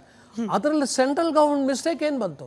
ಅವರು ಬಂದರು ಒಳಗೆ, ಆಯಿತು ಬಂದರು, ಸೆಂಟ್ರಲ್ ಗೌರ್ಮೆಂಟ್ ಮಿಸ್ಟೇಕ್ ಅಂತಲೇ ಇಟ್ಕೋಣ ಫಾರ್ ಆರ್ಗ್ಯುಮೆಂಟ್ ಸೇಕ್. ಅರೆ ನೀವು ಅವ್ರನ್ನ ನಿಮ್ಮ ರಾಜ್ಯದಲ್ಲಿ ಬಂದು ಕೂತಿದ್ದಾರೆ, ಒಳ್ಳೆ ಚೆನ್ನಾಗಿ ಇದನ್ನು ಆಧಾರ್ ಕಾರ್ಡ್ ತೊಗೊಂಡು ಓಡಾಡ್ತಾ ಇದ್ದಾರೆ, ನೀವು ಅವ್ರನ್ನ ಪತ್ತೆ ಹಚ್ಬಿಟ್ಟು ವಾಪಸ್ ಕಳ್ಸೋಕ್ಕಾಗಲ್ಲ. ನಿಮ್ಮ ಕೈಲಿ ಯಾರದೇ ಆಗಲಿ ಮಿಸ್ಟೇಕು ಮಾಡಲ್ಲ ಅವರು. ಯಾಕೆಂದರೆ ಅವರು they bank on this people for their election. ಅವ್ರದ್ದು ನೋಡಿ ಪರ್ಸನಲ್ ಅಜೆಂಡಾ. ಪ್ರತಿಯೊಂದು ಸ್ಟೇಟ್ ರಾಜಕಾರಣಿನೂ he plays a personal agenda game. So ಅದರಿಂದ ಏನು ಮಾಡಿದ್ದಾರೆ ಇವರು 2016 ಸೆನ್ಸಸ್ ಪ್ರಕಾರ 2 ಕೋಟಿ, ಇವತ್ತು 3-4 ಯಾರಿಗೂ ಗೊತ್ತೆಷ್ಟು ಅಂತ. ಎಕ್ಸಾಕ್ಟ್ಲಿ. ಆ್ಯಂಡ್ ಅದರಲ್ಲಿ ಎಷ್ಟು ಜನ ಕ್ರಿಮಿನಲ್ಸ್ ನೋಬಡಿ ನೋಸ್. ಇನ್ಫ್ಯಾಕ್ಟ್ ನನಗನ್ಸತ್ತೆ a large majority of them take to criminal ways, ಇದು to doing wrong things. So ಇದು ಏನು ಹೇಳಕ್ಕೆ ಸಾಧ್ಯ ಅದನ್ನು? ಆ್ಯಕ್ಚುಲಿ ನಮ್ಮ ದೇಶದಲ್ಲೇ ನಾವು ವಿ ಶುಡ್ ಗೆಟ್ ಟುಗೆದರ್. ನಾವು ಒಂದು ಒಗ್ಗಟ್ಟಿದ್ರೆ ನಮ್ಮ ದೇಶದಲ್ಲೇ, ಇಲ್ಲ ಇದನ್ನು ನೀವೇ ಇದನ್ನು ಕೆಲಸ ಮಾಡಬೇಕು, ನಿಮಗೆ ಬೇಕಾದ್ರೆ ಸಹಾಯ ಕೊಡ್ತೀವಿ, ನಮ್ಮ ನ್ಯಾಷನಲ್ ಸೆಕ್ಯೂರಿಟಿ ಏಜೆನ್ಸಿ ಸಹಾಯ ಕೊಡುತ್ತೆ, ಅವ್ರನ್ನ ಐಡೆಂಟಿಫೈ ಮಾಡಿ ಡಿಪೋರ್ಟ್ ಮಾಡಿ. ಯಾಕೆ ಎಲ್ಲ ದೇಶಗಳು ಮಾಡ್ತಾ ಇದ್ದಾರೆ, US ಮಾಡ್ತದೆ, UK ಮಾಡ್ತಾ ಇದೆ, ಇದನ್ನು ಆಸ್ಟ್ರೇಲಿಯಾ ಶುರು ಮಾಡಿದೆ. ಸೊ ನಮ್ಮ ಕೈಲಿ ಮಾಡೋಕ್ಕಾಗಲ್ವಾ? ಆಗಲ್ಲ. ಕೆಲ ರಾಜಕಾರಣಿಗಳ ಹೇಳಿಕೆ ಎಷ್ಟು ಅದನ್ನ ಬೇಜವಾಬ್ದಾರಿ ಅಂತಲೇ ಕರಿಬೇಕಾ ಅಂತ ಹೇಳಿ, ಬೇರೆ ಏನೂ ಇಲ್ಲ. ಈಗ CAA ಮಾಡ್ಲಿಕ್ಕೆ ಹೊರಡ್ತೀವಿ, ಬೇಡ ಅದಕ್ಕೆ ಸುಪ್ರೀಂ ಕೋರ್ಟ್ವರೆಗೂ ಹೋಗಿ ಸ್ಟೇ ತರೋರಿದ್ದಾರೆ. ತೀಸ್ತಾ ನದಿ ಸೆಟಲ್ಮೆಂಟ್ ಮಾಡ್ಕೊಳ್ಳಿ, ಇಲ್ಲ ಪೊಲಿಟಿಕಲಿ ನಮಗೆ ಬೇಕಾಗಿಲ್ಲ ಅಂತ ಹೇಳಿ ಅದ್ರೂ ಒಂದು ಡಿಲೇ ಮಾಡಿಕೊಂಡು ಚೀನಾ ಇಂಟರ್ಫಿಯರೆನ್ಸ್ಗೆ ಜಾಗ ಮಾಡಿಕೊಡೋ ಪೊಲಿಟಿಷಿಯನ್ಸ್ ಕೂಡ ನಮ್ಮ ದೇಶದಲ್ಲೇ ಇದ್ದಾರೆ. ಅಂದರೆ ಅಲ್ಲೆಲ್ಲೋ ಇರೋ ಶತ್ರುಗಳನ್ನು ಬನ್ನಿ ನಾವು ರೆಡಿ ಇದ್ದೇವೆ, ನಮ್ಮ ಮೇಲೆ ಏನು ಬೇಕಾದ್ರೂ ಆಕ್ರಮಣ ಮಾಡಿ, ಐಡಿಯಾಲಜಿಕಲಿ ಆದರೂ ಆಗಿರ್ಬೋದು, ಮ್ಯಾನ್ ಟು ಮ್ಯಾನ್ ನೀವು ಹಲ್ಲೆ ಮಾಡೋಕ್ಕಾದ್ರೂ ಆಗಿರ್ಬೋದು, ದೇಶದ ಮೇಲೆ ವಿಷ ಕಾರ್ಲಿಕ್ಕಾದರೂ ಆಗಿರ್ಬೋದು, ಎಲ್ಲದಕ್ಕೂ ನಾವು ಅವಕಾಶ ಮಾಡಿಕೊಡ್ತೀವಿ ಅಂತೇಳಿ ನಮ್ಮ ದೇಶದ ರಾಜಕಾರಣಿಗಳೇ ದಾರಿ ಮಾಡಿಕೊಡ್ತಿದ್ದಾರೆ. ಹೌದು ನೋಡಿ, ರಾಜಕೀಯ ಬೇಳೆ ಬೇಯಿಸ್ಕೊಳ್ಳೋಕ್ಕೆ ಅವರು ದೇಶದ್ರೋಹಿಗಳಾಗೋಕ್ಕೂ ತಯಾರಿದ್ದಾರೆ, ಆಗಿದ್ದಾರೆ. ಇಂಥ ಹೇಳಿಕೆಗಳು ಮತ್ತಿನ್ನೇನು ದೇಶದ್ರೋಹ ಹೇಳಿಕೆಗಳು ತಾನೆ. CAA ನೋಡಿ, ಅದರದ್ದು ಒಂದು ವರ್ಷ ಶಾಹೀನ್ ಬಾಗಲ್ಲಿ ಕುತ್ಕೊಂಡ್ಬಿಟ್ಟಿದ್ರು. ಅವರಿಗೆಲ್ಲ ಬಿರಿಯಾನಿ ಸಪ್ಲೈ ಆಗ್ತಾಯಿತ್ತು. ಯಾರು ಮಾಡ್ತಾಯಿದ್ರು? ಇವರೇ ರಾಜಕಾರಣಿಗಳೇ ಮಾಡ್ತಾಯಿದ್ರು. ನೀವು ಕುತ್ಕೊಂಡಿರಿ, ಬ್ಲಾಕ್ ದ ರೋಡ್. ಸ್ವಹಿತ ಅಂತಲೂ ಹೇಳೋಕ್ಕಾಗಲ್ಲ, ಅದು ಕಂಪ್ಲೀಟ್ ಸ್ವಾರ್ಥಕ್ಕೋಸ್ಕರ ಅವರು ಇಂಥದ್ದೆಲ್ಲ ಮಾಡ್ತಾರೆ. They will continue to do. ಇದನ್ನು ತಡೆಯೋಕ್ಕಾಗಲ್ಲ. ನಮ್ಮಲ್ಲಿ ಆ ಒಂದು ದುರದೃಷ್ಟವಶಾತ್ ಆ ಒಂದು ಒಗ್ಗಟ್ಟಿನ ವಿ ಕೆನಾಟ್ ಬಿ ಇಸ್ರೇಲೀಸ್. ಯಾಕಂದರೆ Israel is surrounded by enemy country, they have to save themselves. We cannot be Israelis because there are so many enemies within our country. ಅದಕ್ಕೆ ಈಗ ಪ್ಯಾಲೆಸ್ಟೈನಲ್ಲಿ ಏನೋ ಆಗ್ತಾಯಿದೆ, ಹಮಾಸ್ಗೆ ಏನೋ ಆಗ್ತಾಯಿದೆ ಅಂಥೇಳಿ ಇಲ್ಲೆಲ್ಲ ನಡೆಯುತ್ತೆ. But Hindus have only one country to go. ಅವರೆಲ್ಲೇ ಇರಲಿ, ಅಫ್ಘಾನಿಸ್ತಾನದಲ್ಲಿರಲಿ, ಪಾಕಿಸ್ತಾನದಲ್ಲಿರಲಿ, Bangladesh, they just have one country to take shelter. If required we will give shelter. So ಹಾಗೆ ಈ ಒಂದು ಭಾವನೆ ರಾಜಕಾರಣಿಗಳಿಗೆ ಯಾಕೆ ಬರಲ್ಲ ಅಂದರೆ there vote banks will get disturbed. ಈ ಈ ಡೆಮೋಗ್ರಫಿಕ್ ಚೇಂಜ್ ಆದರೆ ನಾವು ನಮ್ಮ ಕಂಟ್ರೋಲ್ ಲೂಸ್ ಮಾಡ್ಕೊಳ್ತೀವಿ ಅನ್ನೋ ಒಂದೇ ಒಂದು ಕಾರಣ ಇದೆಲ್ಲ ಆಗ್ತಾರೆ. ಇಂಡಿಯಾ ಇಸ್ ನಾಟ್ ಆಕ್ಟಿಂಗ್, ಅದರಲ್ಲೂ ಎಸ್ಪೆಷಲಿ ನರೇಂದ್ರ ಮೋದಿ ಅವರ ಸೈಲೆನ್ಸ್ ಬಹಳ ಜನರು ಪ್ರಶ್ನೆ ಮಾಡೋ ಥರ ಮಾಡ್ತಾ ಇದೆ. ಮುರಳಿ ಸರ್, ಏನು ಮಾಡಬಹುದಾಗಿತ್ತು, ಏನು ಮಾಡಬೇಕು? ಅಟ್ಲೀಸ್ಟ್ ಈಗ ಬಾಂಗ್ಲಾದೇಶದಲ್ಲಿರುವ ಅನ್ರೆಸ್ಟ್, ಹಾಗೆ ಬಾಂಗ್ಲಾದಲ್ಲಿ ಮೈನಾರಿಟಿಗಳು, ಅದರಲ್ಲೂ ಹಿಂದೂಗಳ ಮೇಲೆ ಆಗ್ತಾ ಇರುವ ಹಲ್ಲೆಗೆ ದೇಶವಾಗಿ ಭಾರತ, ಪ್ರಧಾನಿಯಾಗಿ ನರೇಂದ್ರ ಮೋದಿ ಏನು ಮಾಡಬೇಕು? ಇದನ್ನು ನೋಡಿ, ಭಾಳ ಡಿಬೇಟ್ ಆಗ್ತಾ ಇದೆ ಈ ವಿಷಯದಲ್ಲಿ. ಇವತ್ತು ಫಾರ್ ಆ್ಯಂಡ್ ಅಗೇನ್ಸ್ಟ್ ಭಾಳ ಆಗ್ತಾ ಇದೆ. ನಾವು ಯಾವಾಗ United Nations human rights commission report ಯಾವಾಗ ಕೈಲಿ ಬಂತು, ನಾವು ಅದನ್ನು ತೊಗೊಂಡು ಹೋಗಿ ಯುನೈಟೆಡ್ ನೇಷನ್ಸ್ಗೆ ಹೋಗಿ ಬಾಂಗ್ಲಾದೇಶ ಮೇಲೆ ನಾವು ಸ್ಯಾಂಕ್ಷನ್ಸ್ ಹಾಕಿ ಅನ್ನೋ ಮಾತು ಆಡ್ಬೋದಾಗಿತ್ತು. ಆಮೇಲೆ ನಾವು ಬೇರೆ ದೇಶಗಳಿಗೂ ಇದನ್ನು ತಿಳುವಳಿಕೆ ಅವ್ರಿಗೆ ಮಾಡಿಕೊಡ್ಬೋದಾಗಿತ್ತು. ಇಲ್ಲ, ನಮ್ಮ ಹಿಂದೂಗಳ ಮೇಲೆ ಅತ್ಯಾಚಾರ ನಡೀತಾ ಇದೆ, ಇದನ್ನು there is a total genocide and ಇದನ್ನು ಇಟ್ ಹಸ್ ನೌ ಇದು gone to extremes. Bangladesh has to be contained. ಆಮೇಲೆ Yunus he cannot control his people ಅನ್ನೋ ಮಾತನ್ನು ನಾವು ಎಲ್ಲ ಕಡೆ ಅಗ್ರೆಸಿವ್ ಡಿಪ್ಲೊಮಸಿ, ಇದು they call it as the calibration of our diplomatic views ಮಾಡ್ಬೋದಾಗಿತ್ತು, ಮಾಡಲಿಲ್ಲ. ಎರಡನೇದು, ನಮ್ಮ ಇವತ್ತು ಟ್ರೇಡು ಇವತ್ತಿನವರೆಗೂ $14 ಬಿಲಿಯನ್ ಮೇಲೆ ಹೋಗ್ತಾ ಇದೆ. ನಾವು ಬಾಂಗ್ಲಾದೇಶ ಹೇಳ್ಬೋದಾಗಿತ್ತು, ದಯವಿಟ್ಟು either you take back, you stop all this nonsense, or we will stop the trade with you. ಅಲ್ಲಿ ಏನು ನಾವು ಖಂಡನೆ ಮಾಡ್ತೀವಿ, ನೀವು ಖಂಡನೆ ಬೇಕಾದ್ರೆ ಮಾಡ್ಕೊಳ್ಳಿ, ಏನು ಬೇಕಾದ್ರೆ ಮಾಡ್ಕೊಳ್ಳಿ, ಅದು ನಡೆಯೋದು ನಡೀತಾ ಇದೆಯಾ? ನೀವು ಅದಕ್ಕೆ ಪಾಸಿಟಿವ್ ಆ್ಯಕ್ಷನ್ ತೊಗೊಂಡಿದ್ದಿದ್ರೆ ಏನಾದ್ರು ಒಂದು ಅದನ್ನು ನಿಲ್ಲಿಸ್ಬೋದಾಗಿತ್ತು. ಸೊ ಈ ಥರ ನಾವು ಡಿಪ್ಲೊಮ್ಯಾಟಿಕ್, ಎಕನಾಮಿಕ್ ಆ್ಯಂಡ್ ಇದನ್ನು ಟಫ್ ಮೆಷರ್ಸ್ ನಾವು ಅವ್ರ ಮೇಲೆ ಸ್ಯಾಂಕ್ಷನ್ಸು, ಎಕನಾಮಿಕ್ ಸ್ಯಾಂಕ್ಷನ್ಸ್ ಬೇಕಾದ್ರೆ ಇರ್ಬೋದು, ಮಾಡ್ಬೋದಾಗಿತ್ತು. ಅದ್ರ ಬದಲು ನಾವೇನು ಮಾಡ್ತಾಯಿದ್ದೀವಿ, ದೊಡ್ಡದಾಗಿ ಪಾರ್ಲಿಮೆಂಟಲ್ಲಿ ಸ್ಟೇಟ್ಮೆಂಟ್ ಕೊಡ್ತಾಯಿದ್ದೀವಿ. 2900 ಅಟ್ಯಾಕ್ ಆಯಿತು. 2900 ಅಟ್ಯಾಕ್ ಬೇಕಾರಾಗಲಿ, 3000 ಬೇಕಾದ್ರೆ ಅಟ್ಯಾಕ್ ಆಗಲಿ, ನೀವು ಏನು ಆ್ಯಕ್ಷನ್ ತೊಗೊಂಡಿದ್ದೀರಾ ಅದನ್ನು ಹೇಳ್ತಾ ಇಲ್ಲ. ಆ್ಯಂಡ್ ಇದು ಬಹಳ ಅನ್ಯಾಯ. ಇದು ಫಸ್ಟ್ ಯು ಟೇಕ್ ಆ್ಯಕ್ಷನ್. ಆಮೇಲೆ ಎಲ್ಲ ಒಂದು ಚಿಕ್ಕ ಪುಟ್ಟ ಇದನ್ನು ಸಂಗತಿಗಳಾದರೂ ನಮ್ಮ ದೇಶದಲ್ಲಿ ದೊಡ್ಡ ದೊಡ್ಡ ಸ್ಟೇಟ್ಮೆಂಟ್ಸ್ ಕೊಡುವಂತಹ ನಮ್ಮ ಬಹಳ ಸೀನಿಯರ್ ಲೀಡರ್ಸು ನಮ್ಮ ಪೊಲಿಟಿಕಲ್ ಇದರಲ್ಲಿ ಅಡ್ಮಿನಿಸ್ಟ್ರೇಷನಲ್ಲಿ ಮಾತಾಡ್ತಾನೇ ಇಲ್ಲ ಇದರ ವಿಷಯ, ಸುಮ್ಮನೆ ಇದ್ದಾರೆ ಅವರು. ಇವತ್ತು ನಮ್ಮ ದೇಶದ ಪ್ರಧಾನಮಂತ್ರಿಗಳು ಟಫ್ ಸ್ಟ್ಯಾಂಡ್ ತೊಗೊಂಡ್ರೆ, ಇಲ್ಲ ನೀವು ಮಾಡ್ತಾ ಇರೋದು ತಪ್ಪು, ನೀವು ಬೇಕಾದ್ರೆ ಯುಎನ್ ಜೊತೆ ಯಾರೋ ಮಾತಾಡಿ, ಅಥವಾ ನೀವು ಸೆಕ್ರೆಟರಿ ಜನರಲ್ UN ಜೊತೆ ಯಾರೋ ಮಾತಾಡಿ, ಅಥವಾ ಬೇರೆ ದೇಶಗಳ ಇದನ್ನು ಪ್ರೆಸಿಡೆಂಟ್ ಜೊತೆ ಯಾರೋ ಮಾತಾಡಿ ಅವ್ರಿಗೆ ಹೇಳಿದ್ರೆ ಈ ಥರ ಆಗ್ತಾ ಇರೋದು ತಪ್ಪು, we are now human rights violation ವಿಪರೀತ ನಡೀತಾ ಇದೆ, Bangladesh has to be sanction ಅಂತ ಹೇಳಿದ್ರೆ ಬಾಂಗ್ಲಾದೇಶ್ ವಿಲ್ ಕಮ್ ಡೌನ್. ನಾವು we don't have to wait for February 12th elections. ಆ ಎಲೆಕ್ಷನ್ಸನ್ನು ಮುಂಚೆನೇ ಇವೆಲ್ಲ ಮಾಡ್ಬೋದಾಗ್ಯದ ಕೆಲಸ. ಇದನ್ನು ಎಲ್ಲರೂ ಕೇಳ್ತಾರೆ, ಯಾಕೆ ನೀವು ಮಾಡ್ತಾ ಇಲ್ಲ ಅಂತ. ಒಂದು ರೀತಿಯಲ್ಲಿ ನನಗನ್ಸತ್ತೆ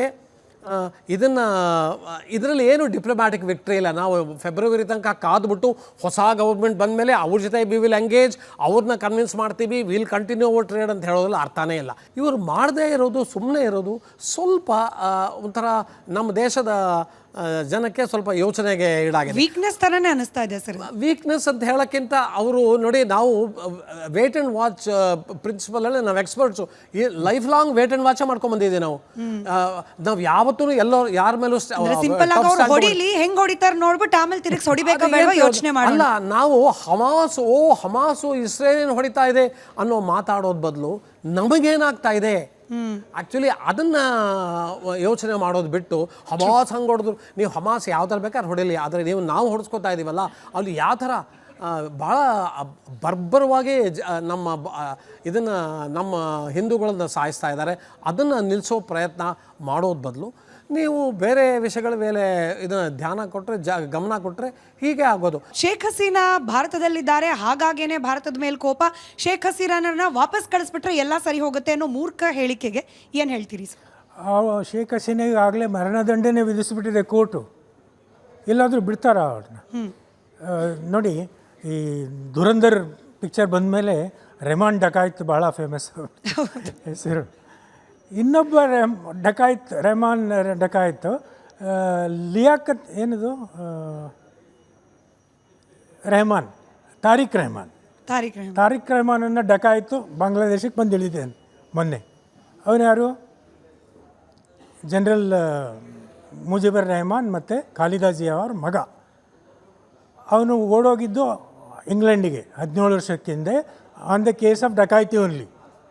ಈಗ ಅವನು ಬಂದು ಈ is become a hero in Bangladesh and is an utter hater of India. ಅವನ ಪ್ರಕಾರ 17 ವರ್ಷದ ಹಿಂದೆ ಅವನೇನು ನಿಲುವಿತ್ತು ಅದು ಚೇಂಜ್ ಆಗಿಲ್ಲ ಅಂದರೆ he will be anti India for sure. So ಈ ಫೆಬ್ರವರಿಯಲ್ಲಿ ಏನು ಎಲೆಕ್ಷನ್ ನಡೆಯುತ್ತೋ ಗೊತ್ತಿಲ್ಲ. ಆ ನಡೆದ ಮೇಲೆ ಬಾಂಗ್ಲಾದೇಶ ಏನು ಒಂದೇ ಸರಿ ಶಾಂತಿದೂತವಾಗಿ ದೇಶ ಆಗುತ್ತೆ ಅನ್ನೋ ಯಾವ ನಂಬಿಕೆನೂ ಇಲ್ಲ. ಸೊ ಅಲ್ಲೇ ಬಟ್ ಅದೇ ಸರ್ ಹೇಳಿದಾಗೆ will wait and watch till February. ಪ್ರಶ್ನೆ ಮುರಳಿ ಸರ್ಗೆ.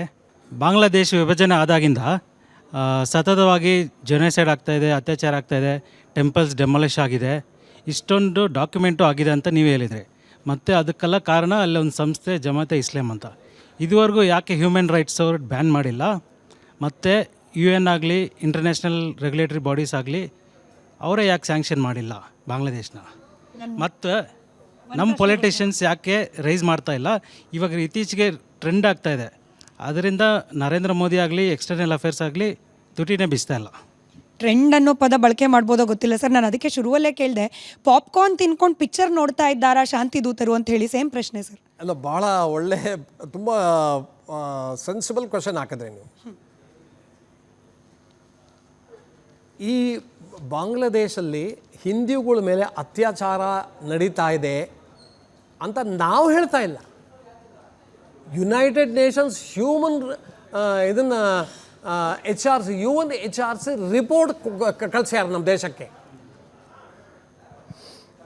ನೀವೇ ಗೌರ್ಮೆಂಟಲ್ಲಿ ಕೂತಿದ್ದೀರಿ ಅಂತ ಅಂದ್ಕೊಳ್ಳಿ. ನೀವು ಫಾರ್ ಆರ್ಗ್ಯುಮೆಂಟ್ ಸೇಕ್ ನೀವೇ ಕೂತಿದ್ದೀರಾ ಇದರೊಳಗೆ, ಸೆಂಟ್ರಲ್ ಗೌರ್ಮೆಂಟಲ್ಲಿ ಡೆಲ್ಲಿಲಿ ಕೂತಿದ್ದೀರಾ. ನಿಮ್ಮ ಕೈಯಲ್ಲಿ ಒಂದು ರಿಪೋರ್ಟ್ ಬಂತು UNHRC. ಏನು ಮಾಡ್ತೀರಾ ನೀವು? ಓಡ್ತೀರಾ UN-ಗೆ.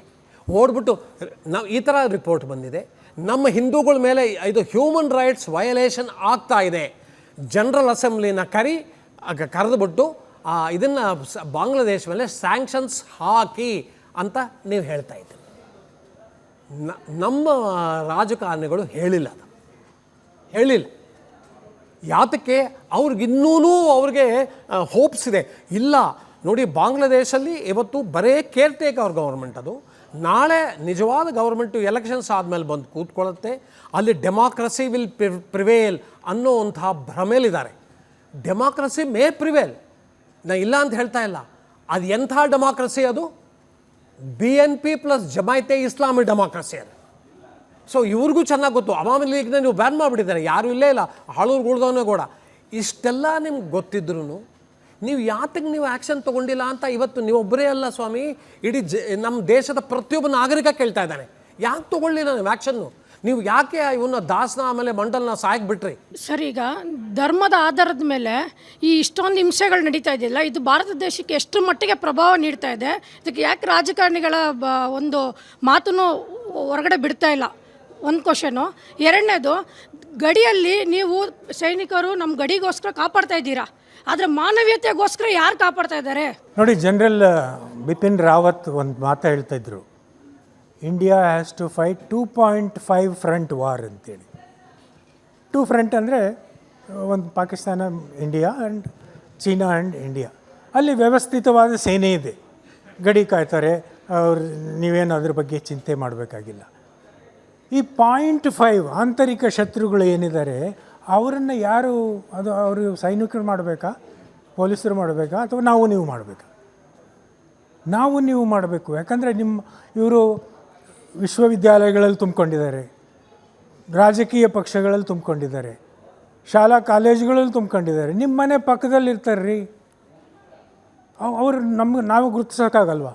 ನಾವು ಗುರುತಿಸಿದ್ರೆ ಓಕೆ ಇವರು ಆಂತರಿಕ ಶತ್ರುಗಳಂತ ಸುಮ್ಮನೆ ಇರಬೇಕಾ? ನಮ್ಮ ಜವಾಬ್ದಾರಿ ಇಲ್ವಾ? ಸೊ ಅದನ್ನು ಕಾಯೋರು ಯಾರು ಅಂತ ಯಾರಿಗೂ ಹೊಣೆ ಮಾಡೋದು ನಮ್ಮನ್ನು ನಾವೇ ಕಾಯ್ಕೋಬೇಕು. It is our country. So ನಾವು ಸಂಘಟಿತವಾಗಿ ಯಾಕಿಲ್ಲ ಅಂತ ನಿಮ್ಮ ಪ್ರಶ್ನೆ. ಆದರೆ ನಾವೊಂದು ಸೆಕ್ಯುಲರ್ ಅಂತ ಹಣೆ ಕಟ್ಕೊಂಡ್ಬಿಟ್ಟಿದ್ದೀವಿ.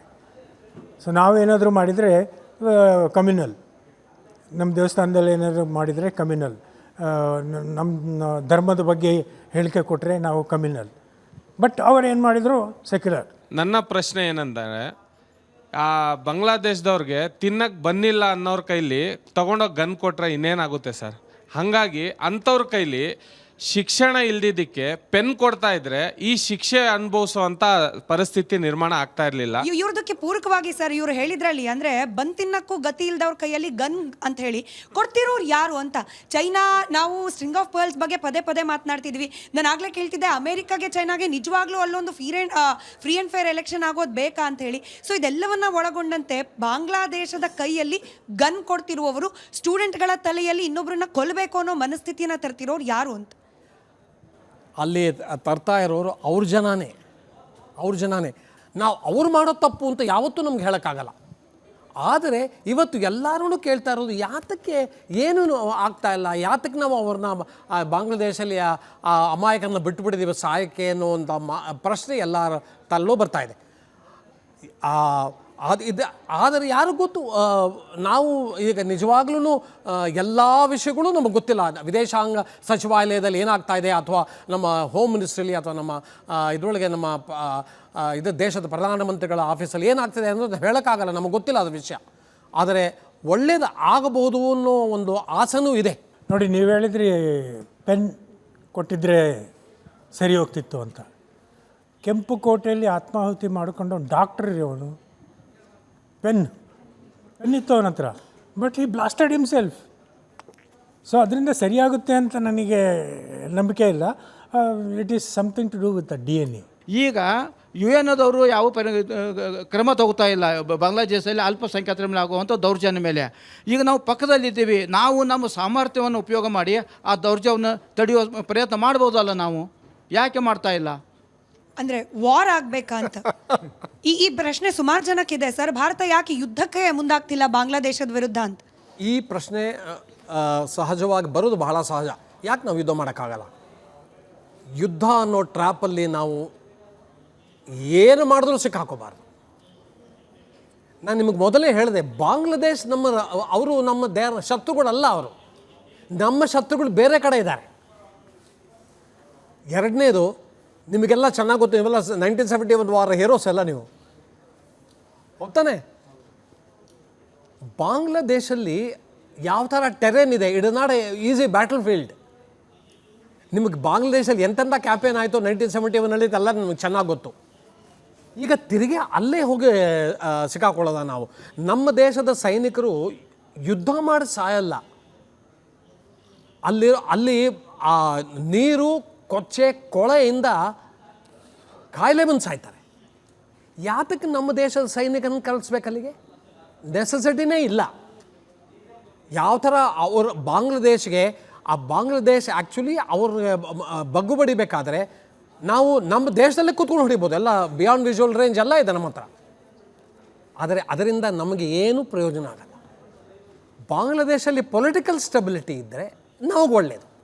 ಆ ಪೊಲಿಟಿಕಲ್ ಸ್ಟೆಬಿಲಿಟಿ ತರಕ್ಕೆ ಯಾವ ಥರ ತರ್ಬೋದು?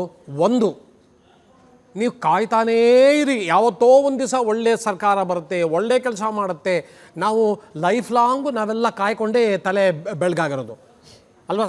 ಕರೆಕ್ಟ್ ತಾನೆ? ಅಥವಾ ಸ್ಯಾಂಕ್ಷನ್ಸ್ ಹಾಕಿ ಅವ್ರ ಮೇಲೆ. ನೋಡಿ, ಯುದ್ಧ ಯಾವಾಗಲೂ ಅಂತಿಮ ಅನಿವಾರ್ಯತೆ. ಪೆಹಲ್ಗಾಮ್ ಮ್ಯಾಸಕರ್ ಏನಾಯಿತು ಏಪ್ರಿಲ್ 22ಕ್ಕೆ, ನೆಕ್ಸ್ಟ್ ಡೇ ಈ ಕ್ಯಾಬಿನೆಟ್ ಕಮಿಟಿ ಆಫ್ ಸೆಕ್ಯೂರಿಟಿ ಮೀಟಿಂಗಲ್ಲಿ ಪ್ರಧಾನಿ ಮೋದಿಯವರ ಚೇರ್ಮನ್ಶಿಪ್ಪಲ್ಲಿ ಆಗಿದ್ದು ಸಸ್ಪೆಂಡ್ ಇಂಡಸ್ ವಾಟರ್ ಟ್ರೀಟಿ. ಆ ನೀರಿನ ಟ್ಯಾಪೇ ನಿಲ್ಲಿಸ್ಬಿಟ್ರೆ that is the first step.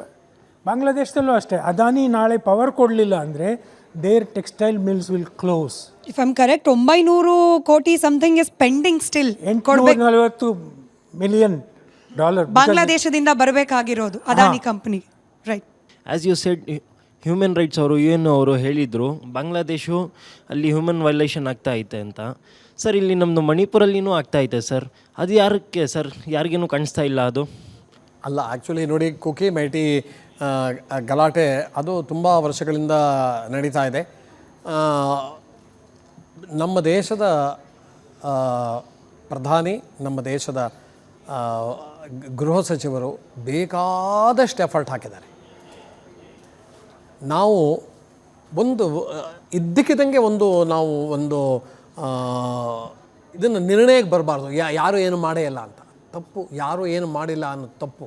ನಾನು ಚಂದ್ರಶೇಖರ್ ಅಡಿಗ ಅಂತ, ಆರ್ಮಿಯ corps of signals retired. Islamic ಮೆಂಟಾಲಿಟಿಯನ್ನು ಡೆವಲಪ್ ಮಾಡಿಕೊಂಡು ಬಿಟ್ಟಿದ್ದರು ಬ್ರಿಟಿಷರು. ಏನು ಅಂತಂದರೆ ಇಸ್ಲಾಮಿಕ್ಕು ಹಿಂದೂಗಳು ಮತ್ತು ಇಂಡಿಯಾ ಮತ್ತು ಪಾಕಿಸ್ತಾನ ವೈರಿಯಾಗಿ ಹೊಡೆದಾಡ್ತಾ ಇರಲಿ. ಯಾಕಂತಂದರೆ ಅವ್ರು 200 ವರ್ಷ ನಮ್ಮ ಗುಲಾಮರಾಗಿ ಏನು ಮಾಡಿದ್ರು, ಆ ಗುಲಾಮತನವನ್ನು ಮರೆತು ಈಗ ನಾವು ಬ್ರಿಟಿಷರ್ ಫ್ರೆಂಡರಾಗಿದ್ದಾರೆ. ಅವರ ಪೂರ ಕಲ್ಚರನ್ನು ನಾವು ಅಡಾಪ್ಟ್ ಮಾಡ್ಕೊಂಡಿದ್ದೇವೆ. ಅವ್ರವ್ರ ಗುಲಾಮರಾಗಿ ನಮ್ಮನ್ನು ನೋಡಿಕೊಂಡ್ರು ಸಹ ಅವ್ರ ವೈರಿಗಳಲ್ಲ. ವೈರಿಗಳೇನು ಅಂದರೆ ನಾವು ಅಣ್ಣ ತಮ್ಮರು, ಇಲ್ಲಿದ್ದಂಥ ಹಿಂದೂ ಮುಸ್ಲಿಮರನ್ನು ಮಾಡಿಬಿಟ್ಟಿದ್ದಾರೆ. ಇವಾಗ ಭಾರತವನ್ನು ಅಂದರೆ ಡೆವಲಪ್ಡ್ ನೇಷನ್ ಆಗಲಿಕ್ಕೆ ಪೂರಾ ವೆಸ್ಟರ್ನ್ ಕಂಟ್ರಿಗೆ ಇಷ್ಟ ಇಲ್ಲ. ಅವ್ರು ಏನು ಮಾಡಿದ್ದಾರೆ, ನಮ್ಮ ಸುತ್ತಮುತ್ತಲು ಎಲ್ಲ ಅರಾಜಕತೆಯನ್ನು ಸೃಷ್ಟಿ ಮಾಡ್ತಾ ಇದ್ದಾರೆ. ಏನು ಅಂತಂದರೆ ಇಲ್ಲಿ ಶ್ರೀಲಂಕಾ ಇರ್ಬೋದು, ಬಾಂಗ್ಲಾದೇಶ್ ಇರ್ಬೋದು, ನೇಪಾಳ ಇರ್ಬೋದು, ಸುತ್ತಮುತ್ತಲು ನಮಗೆ ವೈರಿಯನ್ನು ಕ್ರಿಯೇಟ್ ಮಾಡಿ ಇವರು ಡೆವಲಪ್ ಆಗಬಾರ್ದು. ಮತ್ತು ಇವರು ಯುದ್ಧದಲ್ಲಿ ಎಂಗೇಜ್ ಆಗಿರಬೇಕು. ಯಾಕಂದರೆ ರಷ್ಯಾ ಇದ್ದಂಗೆ ಇವ್ರ ಮೇಲೆ ಸ್ಯಾಂಕ್ಷನ್ ಮಾಡಿ ಇಂಡಿಯಾವನ್ನು ನಾವು ಎಕನಾಮಿಕಲಿ ಪೂವರ್ ಆಗಿ ಮಾಡಬೇಕು ಅಂತ. ಮತ್ತೊಂದು ಏನಂದರೆ ಈಗ ಮುಸ್ಲಿಮನ ಏನು ಮೆಂಟಾಲಿಟಿಯನ್ನು ಅವ್ರು ರೆಡಿ ಮಾಡಿ ಜೊನೋಸೈಡ್ ಮಾಡ್ತಾ ಇದ್ದಾರೆ. ಅದಕ್ಕೆ ಅಮೇರಿಕದಿಂದ ಬಂದಂಥ ಹತ್ಯಾರಗಳು, ಅಮೇರಿಕನ್ ಬಂದಂಥ CIA ಸೀಕ್ರೆಟ್ ಏಜೆಂಟ್ಗಳು, ISI ಏಜೆಂಟ್ಗಳು, ಚೈನಾದ ಏಜೆಂಟ್ಗಳು ಸೇರಿಕೊಂಡು ಅಲ್ಲಿಯ ನಾಟಕ ಮಾಡ್ತಾಯಿದ್ರು. ಯಾಕಂತಂದರೆ ಫಸ್ಟ್ ಅರಾಜಕತೆಯನ್ನು ಸೃಷ್ಟಿ ಮಾಡೋದು ಜಿಯಾವನ್ನು, ಇದು ನಮ್ಮ ಬೇಗಂ ಖಾಲಿದಾ ಜಿಯಾ ಅವ್ರನ್ನ ಮುಂದೆ ತರಲಿಕ್ಕೆ ನೋಡಿದ್ರು. ಇಲೆಕ್ಟೆಡ್ ಗೌರ್ಮೆಂಟನ್ನು ನಾಶ ಮಾಡಿದ್ರು. ಅವರು ಇಲೆಕ್ಟೆಡ್ ನಾಶ ಮಾಡಲಿಕ್ಕೆ ಏನು ಮಾಡಿದ್ರು, ಜಂಜಿ ಇರುವಂಥ ಅಂದರೆ ಯಂಗ್ ಜನ್ರೇಷನ್ ಸ್ಟೂಡೆಂಟ್ಗಳಿಗೆ ಮೈಂಡ್ ವಾಶ್ ಮಾಡಿ ಇಂಡಿಯಾನ ಎನಿಮಿ ಮಾಡಿ, ಇಂಡಿಯಾ ನಿಮ್ಮ ಎನಿಮಿ, ನಾವು ಚೈನಾ ಹೊಟ್ಟೆ ಸೇರ್ಕೊಂಡು ಈ 7 ಸಿಸ್ಟರ್ನ ಕಬ್ಜಾ ಮಾಡುವಂತೆಲ್ಲ ಅವ್ರ ತಲೆಯಲ್ಲಿ ತುಂಬಿ ಆ ಮುಸ್ಲಿಮ್ ರ್ಯಾಡಿಕಲ್ ಇಸ್ಲಾಮನ್ನು ಅವ್ರ ಮೇಲೆ ಅರಾಜತೆ ಸೃಷ್ಟಿಸಲಿಕ್ಕೆ ಒಂದು ಹತ್ಯಾರನ್ನು ಉಪಯೋಗಿಸಿದ್ರು. ಈಗ ನನ್ನ ಪ್ರಶ್ನೆ ನಿಮಗೇನು ಅಂತಂದರೆ, ಇಷ್ಟೆಲ್ಲ ನನ್ನ ಅಭಿಪ್ರಾಯ ಇದು. ಮೇನ್ ಇಷ್ಟು ನಾವು ಆಪ್ಷನ್ದವ್ರು ಮಾಡಿದ್ರು, 3-4 ಯುದ್ಧವನ್ನು ಮಾಡಿದ್ವಿ ಪಾಕಿಸ್ತಾನ ಒಟ್ಟಿಗೆ. ಸ್ಟಿಲ್ ನಾವು ಪಾಕಿಸ್ತಾನವನ್ನು ಮೋಸ್ಟ್ ಫೇವರಬಲ್ ನೇಷನ್ ಅಂತ ಇಟ್ಕೊಂಡಿದ್ದೇವೆ. ಅದನ್ನು ಯಾಕೆ ನಾವು ಎನಿಮಿ ಕಂಟ್ರಿ ಅಂತ ಒಂದು ಡಿಕ್ಲೇರ್ ಮಾಡಿಲ್ಲ. ಮತ್ತೊಂದು ಏನು ಅಂದರೆ ಪಡೋಸಿ ಡಿಕ್ಲೇರ್ ಮಾಡಲಿಕ್ಕೆ ಆಗಲಿಲ್ಲ ಅಂತಲೇ ಹೇಳ್ಬೋದು, ಬಟ್ ಮಾಡೋದಿಲ್ಲ ಯಾಕೆ. ಮತ್ತೊಂದು ಏನು ಅಂದರೆ ನಾವು ಇಷ್ಟು ಮಾಡಿದ್ದೇವೆ, ಇವ್ರದ್ದು ಆಫ್ ಸಿಂಧೂರ್ ನಂತರ ನಿಮಗೆ ಸಿಂಧು ನದಿ ಎಲ್ಲ ನೀರನ್ನು ನಿಲ್ಲಿಸಿದ್ರಿ, ಬಟ್ ಬಂಗ್ಲಾ ನೀರನ್ನು ಈಗ ಹೋಗ್ತದೆ, ಈಗ 26ಕ್ಕೆ ಮುಗೀತದೆ ಅಂದ್ರಲ್ಲ, ಅದನ್ನು ಯಾಕೆ ನಿಲ್ಲಿಸಬಾರ್ದು. ಮತ್ತು ರಾಷನ್ ಪಾನಿ ಏನು ಅವ್ರಿಗೆ ಹೋಗ್ತಾ ಇದೆ 36 ಐಟಮು, ಅದಕ್ಕಿಂತ ಜಾಸ್ತಿ ಪ್ರತಿಯೊಂದು ಐಟಮು ಇಲ್ಲಿಂದ ಹೋಗಬೇಕು. ಎಲೆಕ್ಟ್ರಿಸಿಟಿ ನಮ್ಮದು ಹೋಗುತ್ತೆ, ಡೀಸೆಲ್ ನಮ್ಮದು ಹೋಗುತ್ತೆ, ಸಿಮೆಂಟ್, ಪೆಟ್ರೋಲ್, ರಾಷನ್ ಎಲ್ಲದೂ ಅಲ್ಲಿ ಹೋಗಬೇಕು. ಈ ಒಂದು ಮೊನ್ನೆ ಏನು ಹೇಳ್ತಾರೆ ಈರುಳ್ಳಿನೂ ಬೇಕು ಅಂತ ಅಲ್ಲಿ ಬೆಳೆದ್ರು. ಇವರು ಇಂಡಿಯಾ ಎಲ್ಲ ಕೊಡ್ತಾ ಇದ್ದಾರೆ. ಅಲ್ಲಿ ನಮ್ಮ ಹಿಂದೂಗಳು ಜೊನೋಸೈಡ್ ಆಗ್ತಾ ಇದೆ. ಅವರನ್ನು ಯಾಕೆ ನೀವು ಒಂದೊಂದು ಕಾಸನ್ನು ಅವ್ರಿಗೊಂದು ಕಂಟ್ರೋಲ್ ಹಾಕ್ಬೋದಲ್ಲ, ನೀವು ಅದನ್ನು ನಿಲ್ಲಿಸಿದ್ರೆ ನಾವು ಕೊಡ್ತೇವೆ ಅಂತ ಈ ರೀತಿ ಮಾಡ್ಬೋದಲ್ಲ, ಅದನ್ನು ಯಾಕೆ ಮಾಡ್ತಾ ಇಲ್ಲ. ಮತ್ತು ನಾವು ಯಾವಾಗ ನಮ್ಮ ದೇಶದ ಬಗ್ಗೆ ನಾವು ಒಂದು ಮೀಡಿಯಾದಲ್ಲಿ ಏನು ಪ್ರೊಪಗಂಡ ವಾರ ಆಗುತ್ತೆ, ಅದಕ್ಕೊಂದು ಮೀಡಿಯಾ ಚಾನಲ್ಲು ಇಂಟರ್ನ್ಯಾಷನಲ್ ಲೆವೆಲಲ್ಲಿ ಮಾಡ್ತಾ ಇಲ್ಲ. ಮತ್ತೊಂದು ಏನಂದರೆ ಯುನೈಟೆಡ್ ನೇಷನ್ನಲ್ಲಿ ನಮಗೆ ನಾವು ಹೆದರ್ತಾ ಇರ್ಬೋದು, ನಾವು ಗುಡ್ ಬಾಯ್ ಹಾಕ್ಕೊಂಡೇ ಇದ್ದೇವೆ, ವೇಟ್ ಆ್ಯಂಡ್ ವಾಚ್ನಲ್ಲೇ ಇದ್ದೇವೆ. ಗುಡ್ ಬಾಯ್ ಆಗಿ ಎಲ್ಲಿವರೆಗೆ ಇರ್ತೀರಾ? ಇಸ್ರೇಲ್ ಈ ಗುಡ್ ಬಾಯ್ ಹಾಕ್ಕೊಂಡಿದ್ದಿದ್ರೆ ಇಸ್ರೇಲೇ ನಾಶ ಆಗಿ ಹೋಗ್ತಿತ್ತು. ಈಗ ನೆಕ್ಸ್ಟ್ ಅವ್ರದ್ದು ಏನು ಅಲ್ಲಿ ನಡೀತಾ ಇದೆ ಜೊನೋಸೈಡು, ಇದು ನಮ್ಮಲ್ಲಿರುವಂತಹ ಮುಸ್ಲಿಮರಿಗೂ ಅದರಿಂದ ಒಂದು ಹಿಮ್ಮತ್ತು ಬರುತ್ತೆ. ಈಗ ಆಲ್ರೆಡಿ ನಡೀತಾ ಇದೆ, ಕಂಟ್ರೋಲಲ್ಲಿದೆ. ಅದನ್ನು ಹೇಗೆ ನಿಲ್ಲಿಸೋದು ಅನ್ನೋದ್ರ ಬಗ್ಗೆ ನಂದು ಈಗ 3 ಸವಾಲು ಬಗ್ಗೆ ನಮ್ಮ ಅಭಿಪ್ರಾಯವನ್ನು ಕೇಳ್ತೇನೆ. Thank you. ಇದನ್ನು ನಿಮ್ಮದೇ ಒಪಿನಿಯನ್ ಆಗಿ, ನಾನು ಇದನ್ನು ಪ್ರಶ್ನೆ ಅಂತಲೇ ಸ್ವೀಕಾರ ಮಾಡಲ್ಲ ಸರ್. ನಿಮ್ಮ ಒಪಿನಿಯನ್ ವ್ಯಾಲಿಡ್ ಅನ್ನೋ ಕಾರಣಕ್ಕೆ ನಾನು ಬೇರೆಯವ್ರಿಗೆ ಪ್ರಶ್ನೆಗೆ ಅವಕಾಶ ಮಾಡ್ತೀನಿ. ಅದಕ್ಕೆ ಅವರು ಈಗ ನೋಡಿ, ನೀವು ಹೇಳಿದ್ದು ರಾಜಕೀಯ ನಾಯಕತ್ವಕ್ಕೆ ಗೊತ್ತಿಲ್ಲ ಅಂತಿಲ್ಲ, ಅರಿವಿದೆ, ಎಲ್ಲ ಅರಿವಿದೆ. ಹಾಂ, ನಾನು ಅದೇ ನಾವು ಸೈನ್ಯದ ಹಿನ್ನೆಲೆಯಿಂದ ಬಂದವರಿಗೆ the bravery displayed in battle field ಈ ಸ್ಕ್ವಾಂಡರ್ಡ್ ಅವೇ ಇನ್ ಡಿಪ್ಲೊಮ್ಯಾಟಿಕ್ ಡಿಬ್ಯಾಕಲ್. ನಾವೇನೋ ನಮ್ಮ ಕೆಲಸ ಮಾಡಿಬಿಟ್ಟಿರ್ತೀವಿ. 1971 ಯುದ್ಧ ಮಾಡಿದ್ವಿ, ಗೆದ್ವಿ, ಬಾಂಗ್ಲಾದೇಶನ ಅವರಿಗೆ ಸೃಷ್ಟಿಸಿ ಕೊಟ್ವಿ. ಆದರೆ ಸಿಮ್ಲಾ ಸಂಧಾನದಲ್ಲಿ ಏನಾಯಿತು? ಏನೇನೆಲ್ಲ ಮಾಡ್ಬೋದಾಗಿತ್ತು. ಈ ಚಿಕನ್ನಿಗೆ ಪ್ರಾಬ್ಲಮ್ಮೇ ಮುಗಿದೋಗ್ಬಿಡ್ತು. ಸೊ ಅಲ್ಲಿ ಯಾವಾಗ ಬಾಬು ಜಗಜೀವನ್ ರಾಮ್ ಮತ್ತು ಸ್ವರಣ್ ಸಿಂಗ್ ಹೋದರು. ಅವರೊಂದು 5 ಜನ ಬಾಬುಗಳನ್ನ ಕರ್ಕೊಂಡು ಹೋದರು, IFS ಬಾಬುಗಳು. ಇಂದಿರಾ ಗಾಂಧಿ ಬರೋಷ್ಟೊತ್ತಿಗೆ ಏನೂ ಡಿಸೈಡ್ ಆಗಿರಲಿಲ್ಲ. ಇಂದಿರಾ ಗಾಂಧಿ ಬಂದಮೇಲೆ ಓಕೆ 93,000 ಜನ ಏನು ಸೈನಿಕರನ್ನ ನಾವು ಸೆರೆ ಹಿಡಿದಿದ್ವಿ ಅವ್ರನ್ನ ಬಿಡಿಸೋಕೆ ಹೋಗಬೇಕು, ಆಮೇಲೆ ಬಿಟ್ಕೊಡ್ಬೇಕು ಅನ್ನೋದು ಅಂಥವೆಲ್ಲ ನಿರ್ಧಾರಗಳಾದವು. ಆದರೆ ಈ LOC ಸಮಸ್ಯೆ ಏನಿತ್ತು ಅದನ್ನು ನಾವು ಆವಾಗಲೇ ಪರಿಹರಿಸ್ಕೊಂಡ್ಬಿಡ್ಬೇಕಾಗಿತ್ತು. It should have become international border, number 1. Number 2, Bangladesh should pay the cost of war. ನಮ್ಮ ಸೈನಿಕರ ಜೀವರಿಗೆ ನಾವು ಆರಿಸಿದ ಮದ್ದುಗುಂಡುಗಳು, ವಿಮಾನಗಳು, ಅವ್ರ ಕಾಸ್ಟೆಲ್ಲ ಯಾರು ಕೊಡ್ತಾರೆ? So we should have settled those issues. Chicken neck we should have expanded. ಯಾಕಂದರೆ ಬಾಂಗ್ಲಾದೇಶ್ ನಮ್ಮ ಕೈಲಿತ್ತು, ನಾವು 3 ತಿಂಗಳಿಗೆ ಬಿಟ್ಟು ಬಂದುಬಿಟ್ವಿ. ನಾವು ಉಳ್ಕೋಬೋದಾಗಿತ್ತು, ಉಳ್ಕೊಂಡು ಚಿಕನ್ ನೆಕ್ಕನ್ನು ಬಲಪಡಿಸ್ಕೋಬೋದಾಯಿತು. So these are all diplomatic debacles. In simple sir, ಹಿಂದೆನೂ ಗುಡ್ ಬಾಯ್ ಆಗಿದ್ವಿ, ಈಗಲೂ ಗುಡ್ ಬಾಯ್ ಆಗೇ ಇದ್ದೀವಿ. ಬೇಡ ನಾವು ಇಸ್ರೇಲ್ ಆಗಬೇಕು ಅನ್ನೋದು ಸಹಜ ನಿರೀಕ್ಷೆ. ಬಹುಶಃ ಕಡೆ ಪ್ರಶ್ನೆ. ನಮಸ್ಕಾರ ಸರ್. ಒಂದೊಂದು ಪ್ರಶ್ನೆ ಏನಂದರೆ, ಇದೊಂದು ದಾಸ್ ಅನ್ನೋ ಒಂದು ಹುಡುಗನ ಒಂದು ಸಾವು ಆಗಿದ್ದರಿಂದ ಪ್ರತಿ ಸಮುದಾಯಕ್ಕೆ ಮತ್ಲಬ್ ಈ ಮುಸ್ಲಿಂ ಸಮುದಾಯಕ್ಕೆ ಟಾರ್ಗೆಟ್ ಮಾಡ್ತಾ ಇದ್ದಾರೆ ಇಲ್ಲಿ. ಮತ್ತೇನಂದರೆ ಈ ಮುಸ್ಲಿಮ್ಸಿಂದನೇ ನಡೀತಾ ಇದೆ ಅಂತ ಹೇಳ್ಬಿಟ್ಟು ಪ್ರತಿಯೊಬ್ಬರು ಹಾಗಿಲ್ಲ. ನಿಮ್ಮಲ್ಲಿ ಭೂ ಸೈನ್ಯದಲ್ಲೂ ಇದ್ದಾರೆ, ಜಲ ಸೈನ್ಯದಲ್ಲಿ, ವಾಯು ಸೈನ್ಯದಲ್ಲಿ, ಪ್ರತಿಯೊಂದರಲ್ಲೂ ನಮ್ಮ ಮುಸ್ಲಿಮ್ಸ್ ಅನ್ನೋರು ಇದ್ದಾರೆ. ಅಲ್ಲೆಲ್ಲೂ ನಾವು ಗದ್ದಾರಿಗಳು ತೋರಿಸಿಲ್ಲ. ಮೊನ್ನೆ ರೀಸೆಂಟಾಗಿ ಒಂದು ಆಪರೇಷನ್ ಸಿಂಧೂರ್ ಅಂತ ಮಾಡಿದ್ರು, ಅದು ಕೂಡ ಒಂದು ಮುಸ್ಲಿಮ್ಸ್ ಹೆಣ್ಮಗಳು ಕೂಡ ನಿಂತು ಮಾಡಿರೋದು. ಅಲ್ಲಿ ಯಾರು ಮುಸ್ಲಿಮ್ಸ್ ಇದ್ದಾರೆ ಅಂತ ಹೇಳ್ಬಿಟ್ಟು ಯಾರು ನಾವು ಅವರನ್ನು ಮುಸ್ಲಿಮ್ಸ್ ಇದ್ದಾರೆ ನಾವು ಅವರನ್ನು ಕಾಪಾಡ್ತೀನಿ ಅಂತ ಈ ಹೆಣ್ಮಗಳು ಹೋಗಿಲ್ಲ.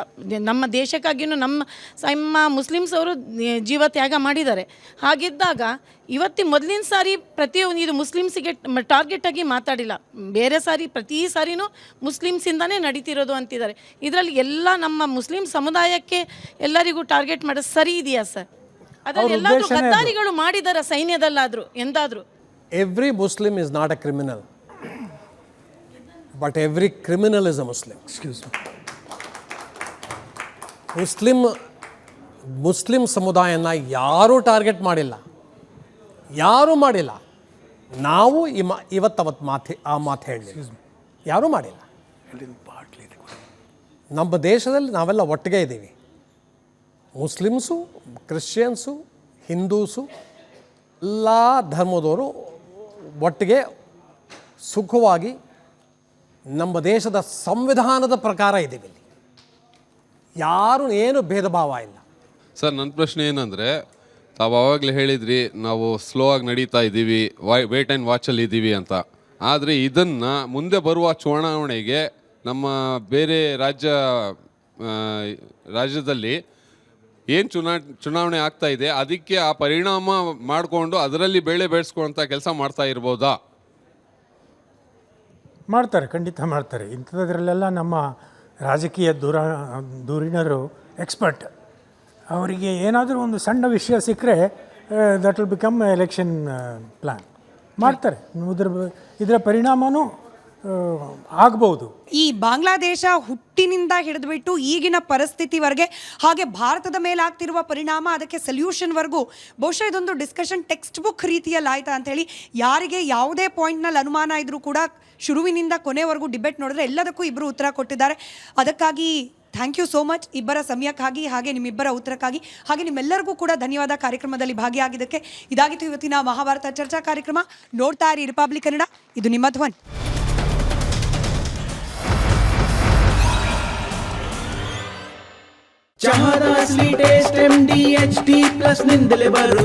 ಗಂಟು ಕಟ್ಟಿಕೋ ಲವಂಗ, ಹಸಿರು ಏಲಕ್ಕಿಯಿಂದ ತುಂಬಿದ MDH T+ ಮಸಾಲೆ.